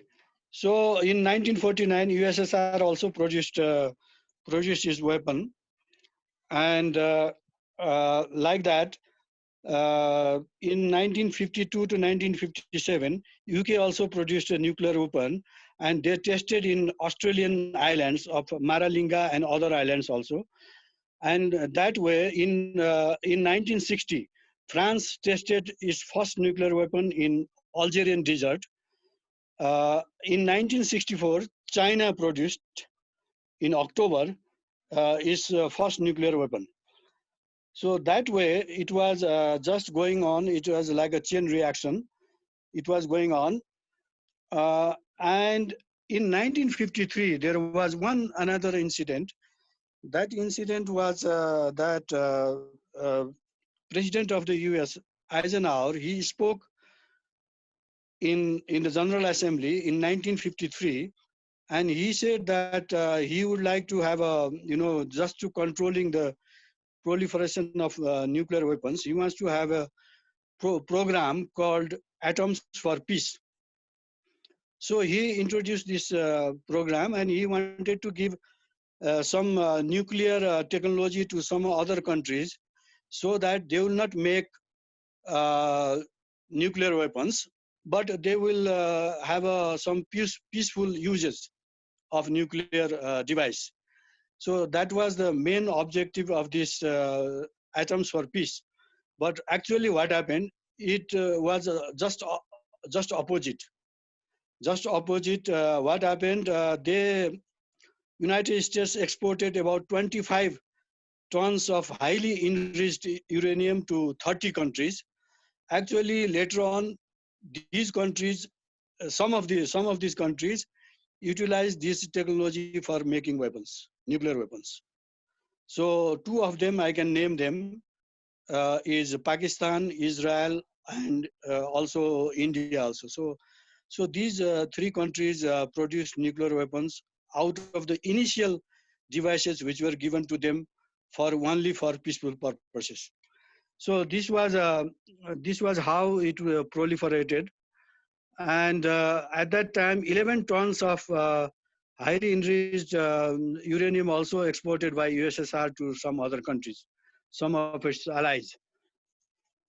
So this is the situation, and we come to 1963, and in 1963, what happened? There was a major international treaty which is called Partial Test Ban Treaty. That treaty was signed, and that treaty came into force. And that treaty only banned test in atmosphere, space, underwater. But that did not ban underground tests, nuclear tests. So that was how many countries started underground tests, and mainly USSR and USA, they had a lot of tests during these periods, and China also had some of the tests. Likewise, India, our neighbor, they started clandestinely one project just at the time of Madam Indira Gandhi when she was Prime Minister. Actually, Mr. Lal Bahadur Shastri was also, pressurized to make a nuclear bomb, go for it, but he declined. And then when Lal Bahadur Shastri died in Tashkent in 1966, Indira Gandhi took over as Prime Minister, and she just said that go ahead with the nuclear weapons. So that nuclear weapon was tested, but they said it is PNE, peaceful nuclear explosions. It was done in Pokhran in Rajasthan in 1974. So it was called only for peaceful purposes. But later on in 1998, in May, on 11th of May and 13th of May, in 1998, India tested its nuclear weapons. And after that, within 2 weeks of time, 2 to 3 weeks, Pakistan tested its nuclear bombs in Chaga Hills. That was on May 28, 1998. So, let me talk about North Korea. North Korea was a party to NPT. They had acceded in 1985. They withdrew from it in 2003, and then they tested nuclear bombs, nuclear weapons in 2006. So they have declared themselves, India, Pakistan, and North Korea have declared themselves as nuclear weapon states, but they are not inside the NPT regime, non-proliferation treaty regime. So, and Israel also, many observers, all of the people, they believe, that Israel has some nuclear bombs, but they have not explicitly said that they have bomb. So they have a policy of opacity. So they are not transparent in this regard. Now I would like to talk about NPT. NPT was negotiated in 1968 to 1970, and it came into force in 1970. And now there are about 191 states parties to it. So it's almost universal.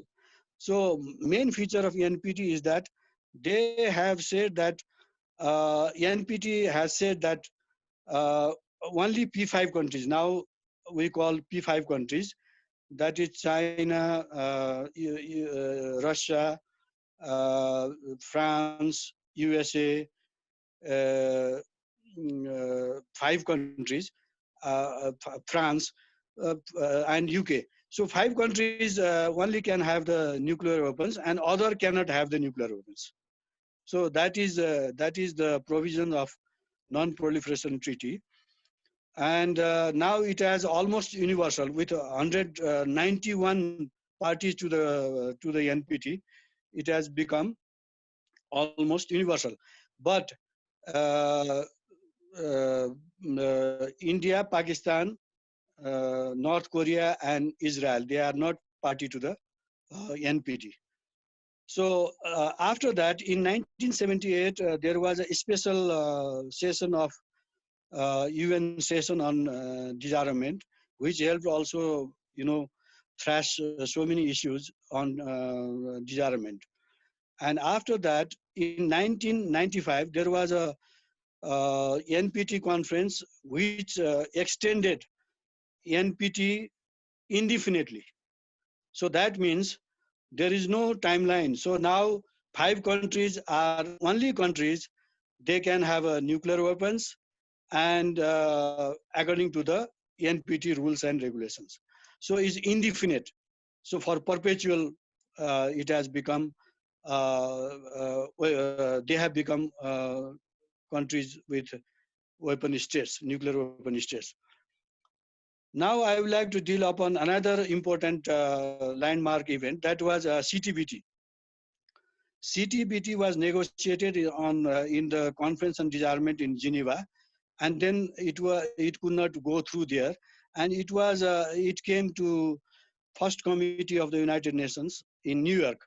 So they voted, and the vote was 122 in favor, 1 was against, and 1 was abstention. So who was against?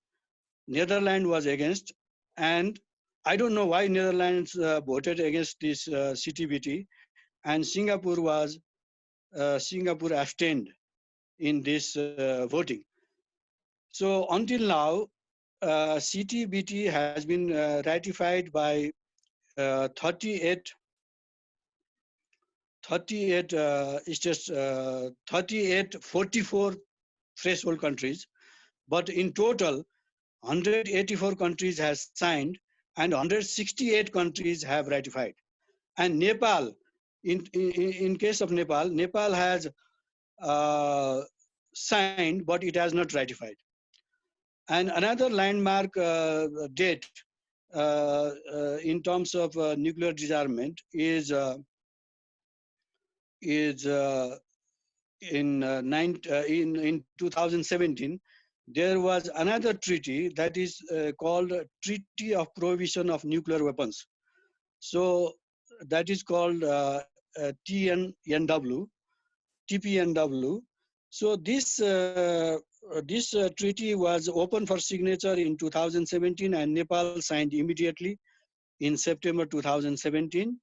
Our Deputy Prime Minister and Foreign Minister, Mr. Mohan, he signed it in September. Now, this is, if 50 countries will ratify this treaty, it will come into force. Now, until now, there are 38 countries who have already ratified. So I wonder why Nepal has signed CTBT also, and Nepal has signed this Treaty of Prohibition of Nuclear Weapons also. But why Nepal has not ratified? I think just to help, the campaign for nuclear disarmament, and as we are surrounded by 3 nuclear powers, India, Pakistan, and China. So we should, accelerate this process, and we should help the United Nations. I hope Ambassador Rai and Ambassador Paudyal may be listening to it. So I think we should accelerate the process of ratification through our parliament. These 2 treaties, CTBT and this Treaty of Prohibition of Nuclear Weapons. So by that way, we can help the United Nations and help the world to, get rid of these nuclear weapons and its testing. Now I talk about CTBTO. CTBTO was established under the CTBT Comprehensive Test Ban Treaty. So it was established in Vienna, in Austria. So this has done a tremendous job. This CTBTO has done a tremendous job in finding out. For example, there is an international monitoring system to find out where the underground test has been conducted. Immediately within minutes, they will find out. There are 300 stations all over the world in 89 countries. So it is called the International Monitoring Systems of Nuclear Weapons Test. So it is found immediately, and this information will go to the parties to the treaty immediately, and who has done the test, who has done the nuclear test, it will be found immediately. So this is a major breakthrough, I think. And then we found out in 2006 that how North Korea has tested. So North Korea is the only country which has tested nuclear weapons in the 21st century. Other countries are, abiding by the rules of moratorium, and they have not tested for a long time now. Now, I would like to say that you know, many people, hundreds of diplomats and many people were working for the, you know, world peace and maintenance of international peace and security, which is the major principle of United Nations. For that, many hundreds of diplomats, they are working in New York, they are working in Geneva. But now, recently, some of the delegates have complained that some of the instruments like First Committee, Conference on Disarmament, and some other, apparatus where people are talking about nuclear disarmament are feeling that it has become rusted. So there should be a fresh look, and some of the discussions being held, some of the mechanisms should be, scrapped.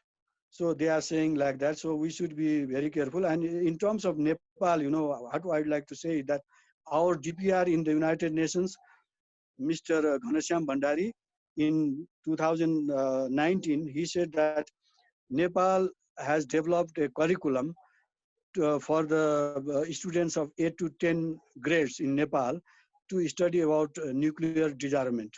So that's a that's a breakthrough, and there's a good news for Nepalese people. And in terms of SDGs, SDG number 16 is saying that we have to create a just, peaceful, and inclusive society. So, peace studies should be promoted among the women, youth, and other people in the world, so that our aims for having a peaceful world should be attained. So I will conclude my this expose with this, and I hope people will understand what I was saying. So in terms of Nepal's efforts to have international peace and security, we must support the United Nations efforts, and we must accelerate the ratification of CTBT and the ratification of that treaty of prohibition of nuclear weapons. Thank you very much, Dr. Pramod. Thank you, sir. Thank you very much. We don't have much time left now. Maximum we can take is like 20 minutes. So I'll request all the speakers to respond in 3 to maximum 5 minutes. To save time, we are just pointing, we've got lots of questions, but we have selected one question to each. So in the first round, we'll ask questions to Mr. Paudyal, Ambassador Rai, and Madam Bandana Rana. The first question to Mr. Paudyal is, it seems like Nepal abstained in voting on pretty much everything on UN mechanism. What is the point of setting up office in Geneva if Nepal do not exercise its voting power in setting global policy discourse? The first question to Ambassador Rai is, how UN is assisting Nepal in promoting its mother tongue education agenda, which has been lagging behind despite the fact that it has enshrined in 1990 Constitution and the Constitution that followed. Not much headway has been made despite its inclusion in Millennium Development Goal and later Sustainable Development Goal over the last 30 years. The question to Bandana Rana is, what is your view on the citizenship issue in regard to women that is being debated in Nepal? Similarly, there is still unequal pay, dowry system, women violence. What could be the reason for this? Has UN or Nepal addressed this issue as much as it should? For the other panelists will come in the second round. So, Mr. Bharat Paudyal, maybe we can start with you. Thank you, Dr. Pramod. Thank you very much. There is one question for me. I think partially this question might be addressed by Ambassador Rai as well, since he is based in New York and he can bring the perspectives from the field. But as far as I'm concerned and as far as I understand our voting pattern, both in New York and Geneva, they are dictated by our foreign policy imperatives, and we should understand that not all resolutions that come in the multilateral forums and that come in the UN system are, free from the different political, agendas. So, as an independent nation and also as a country that has certain value-based foreign policy principles, we should be careful about what does serve our national interest and what does not.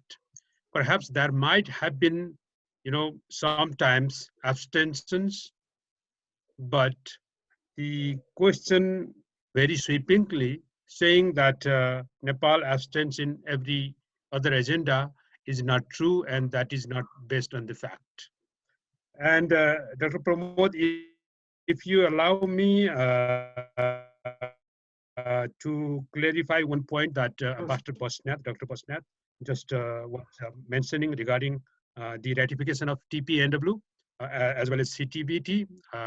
This is the very lengthy legal and constitutional process, and it takes time for that, but I would like to inform that we are on it. Thank you. Ambassador Rai.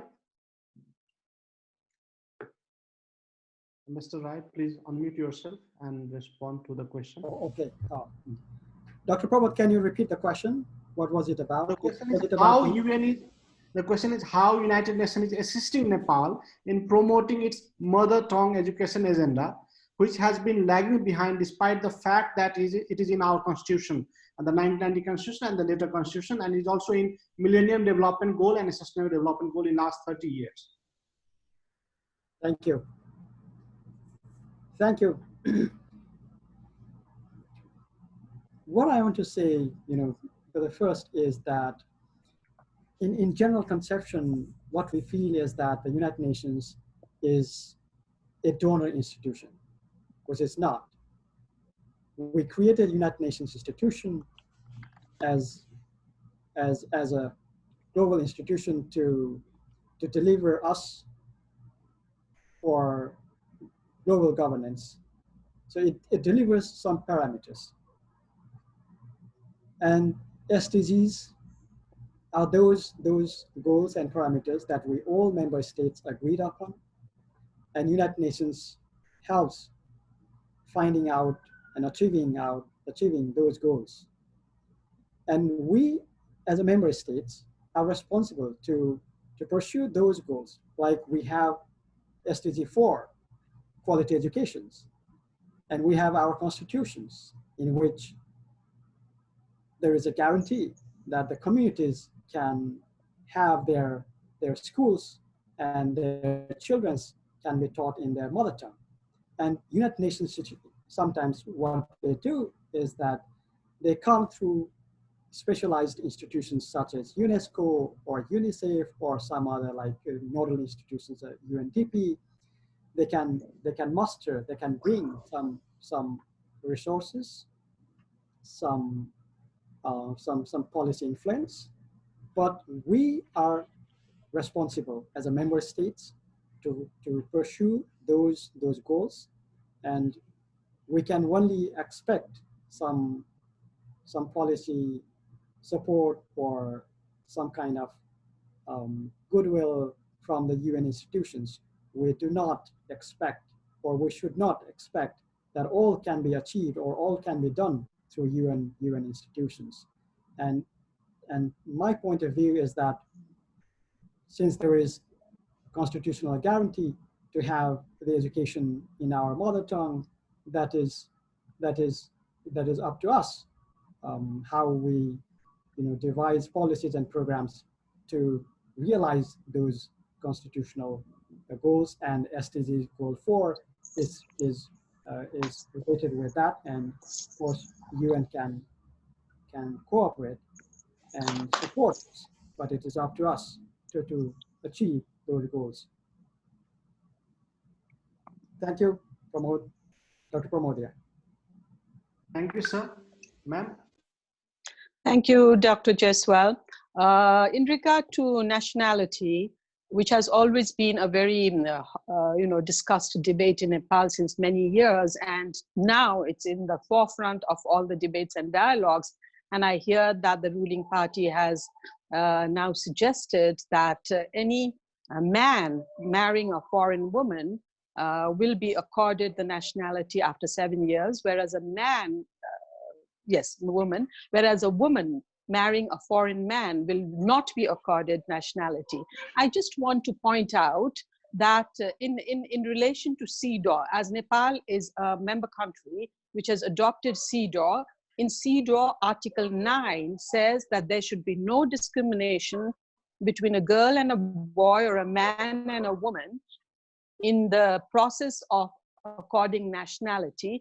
Particularly, I want to focus here, there should be no discrimination based on marital relationships. So this is, in contradictory to CEDAW compliance if we are to look in that perspective. But we also have to take into account that Nepal's constitution has the provision of right to equality. So even on the basis of right to equality, and as a country which is progressing tremendously and hopes to progress on the basis of human rights, I think there should be no discrimination in the way citizenship is accorded to a man or a woman. There should be an equal provision in that regard if Nepal is to adhere to its international compliance and international commitments.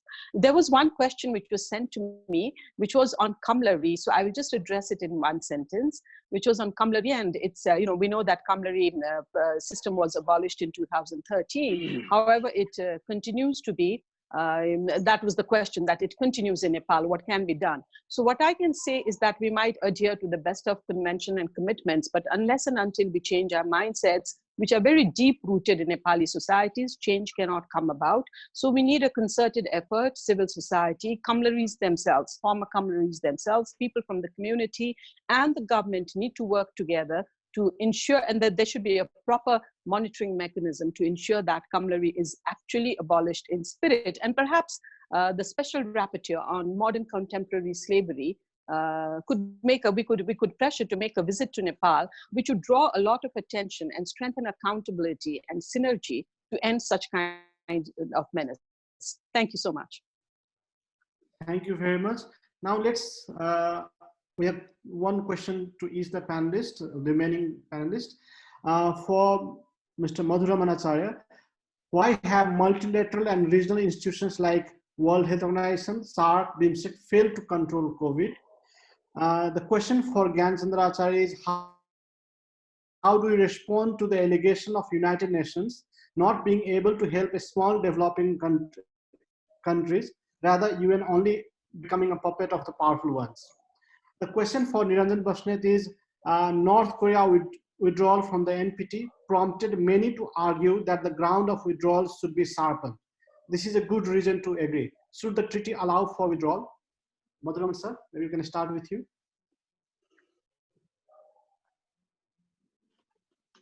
Maybe you have to unmute. Global. Sorry. Okay. Thank you for the floor, Pramodji. I don't know if that question falls under my competence. The management of COVID and the global institutions, the collective failure is there, and you cannot just blame one institution or the other. And it is a collective failure of humanity, I think, because we were utterly unprepared, despite the wake-up calls that we got multilaterally, nationally, and otherwise. We had similar pandemics, MERS, SARS, Ebola, Zika, many other viruses, bird flu, Hong Kong flu. But these all gave us indication where we would be if there was a big virus like this. And we did not put our acts together multilaterally and nationally. So we were caught, found underprepared, sort of masks, sort of PPE, with not enough ventilators, let alone forget about medicine and vaccine. But the global plan or whatever was available, WHO was itself was struggling to put together something. It woke up 6 weeks after it was notified, and then only said it is global pandemic. So our global response system is very weak, polarized, politicized, incompetent, under-resourced, and controlled by big countries. That is why they cannot put things. That is the whole problem that I talked about. Multilateralism is typical of multilateral problems. It comes into this as well. So, for SARC, for example, there was this initiative. Perhaps we could do something better regionally. And then Prime Minister Modi came up with this idea, and we all participated in this video conference and set up some fund. But again, these funds had to be retrieved nationally. Made a request, and they accepted Karya Vidhi, or so-called working procedure. That's what SARC is good at. But it did not buy one piece of mask, did not send any PPE or any ventilators. If SARC had purchased 10,000 ventilators for Nepal or Afghanistan or Bhutan, it would have been a good idea. But where is the fund going? All the fund? It has not been utilized, I'm sure. This is a typical problem of our multilateral efforts. We create things that we don't implement, and it calls for layered multilateralism. That is, the global thing is there, but then you have regional organization actions. We should work together because problems are similar. The same strain of virus may be traveling around us. So we needed more cooperation, but somehow we responded with this, closing our borders without doing anything with each other. Perhaps that is the worst way to deal with a big global crisis of a pandemic of this nature. So I think that is where the problem lies on your own. That is what should be challenged through the United Nations and SARC and everywhere through multilateralism. Thank you. Gyan Chandra Acharya. Thank you very much. I think it was a very good question. But of course, as I said earlier, I think the United Nations principles were based on a compromise, I must say, between both power and principles. Of course, the ultimate objective is to strengthen principles of equality, principles of equity, as well as principles of promoting the holistic approach to global progress. That includes human rights, that includes economic progress, reduction of poverty. So I wouldn't say that, there has been no progress at all in all those areas, but definitely, as you all understand, the Security Council has a disproportionate power on peace and security, where the P5 have a large, the responsibility as well as the right. And that is built into it because there is a choice. You can have an organization. I think part of the deal at the time in 1940s was that you had the experience of League of Nations, where there was nothing like that arranged as an enticement for the great powers to come to the United Nations. That's why many of them left. Whenever there was a problem, United States never joined it because it thought that by just joining a group of nations without your particular power, you would not be really able to do anything. That's why it was a compromise document, and you look at the United Nations. Therefore, there is always a tussle, there is always a big challenge. But what is very important all the time is that, of course, to really focus on the importance of promoting global issues with equity, global issues in a manner that it takes care of the enlightened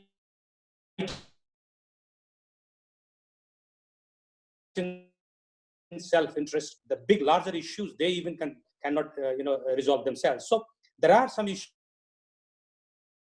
in which there are, as I just explained, LDC is related to the LLDC, those which are not really in the core area of the peace and security related issues, I would say that there has been a very good progress, which means on human rights, on development issues, and those humanitarian issues. But those which are really related to the peace and security issue, because of the very structure of the United Nations, where the Security Council has a preponderance power over all the aspects of the United Nations, there is where you see the power of the big countries really working on that. Therefore, I think it is very important for all of us, again to repeat what I said, to work with the like-minded nations on multilateral issues to really strengthen and promote. It will be a continuous process. It's a work in progress. But you have to really work hard and to make sure that there is a global public audience which is also looking at it, and then also work with them and to make sure that at least in those areas where they don't see that their vital interests are affected. Of course, if it is a vital interest, they have the power. And ultimately, perhaps one day we hope that there will be no more veto power in the United Nations. But that is a long way to go. I don't see that is happening right now because there is a structural challenge.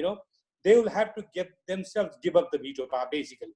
Otherwise, you cannot really take the veto power away from all the major powers in the United Nations. So that's a very structural challenge that you have. But perhaps there are many other modalities in the United Nations being talked about, not to use the veto power, or when you use it, explain it to the others so that others will have an opportunity to really criticize or explain, see that whether it is really affecting them. Those are some of the issues they are working on.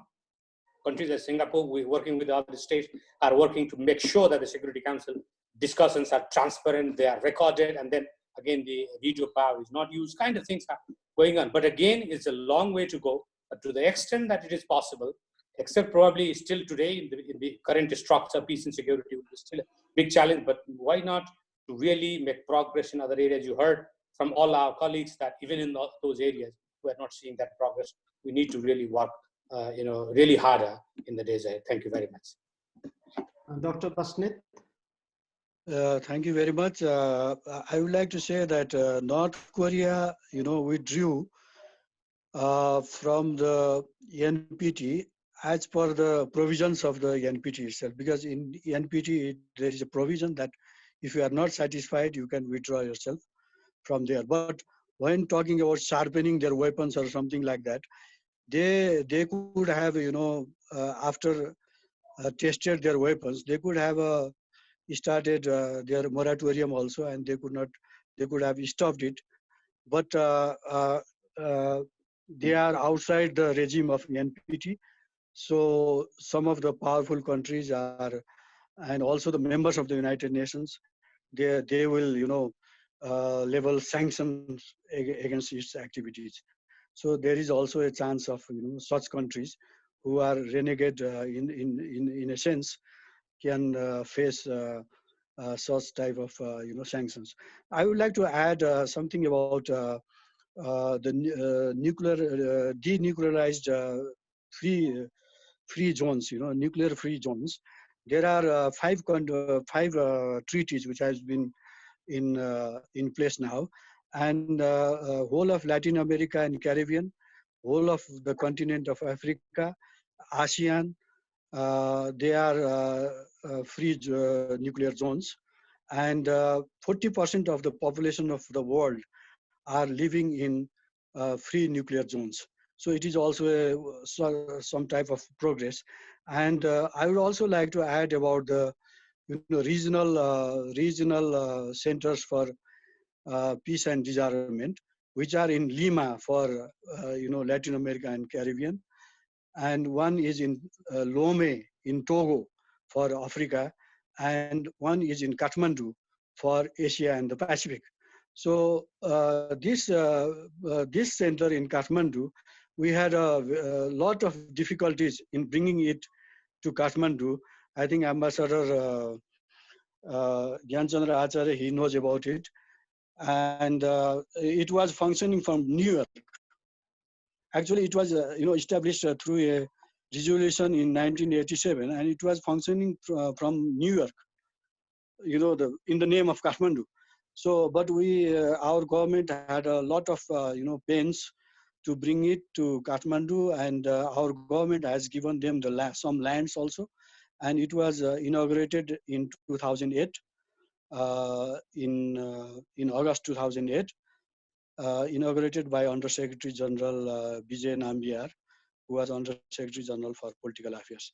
Now, regarding the response given by Ambassador Paudyal, I would like to just add that CTBT was signed in Nepal, in 1996.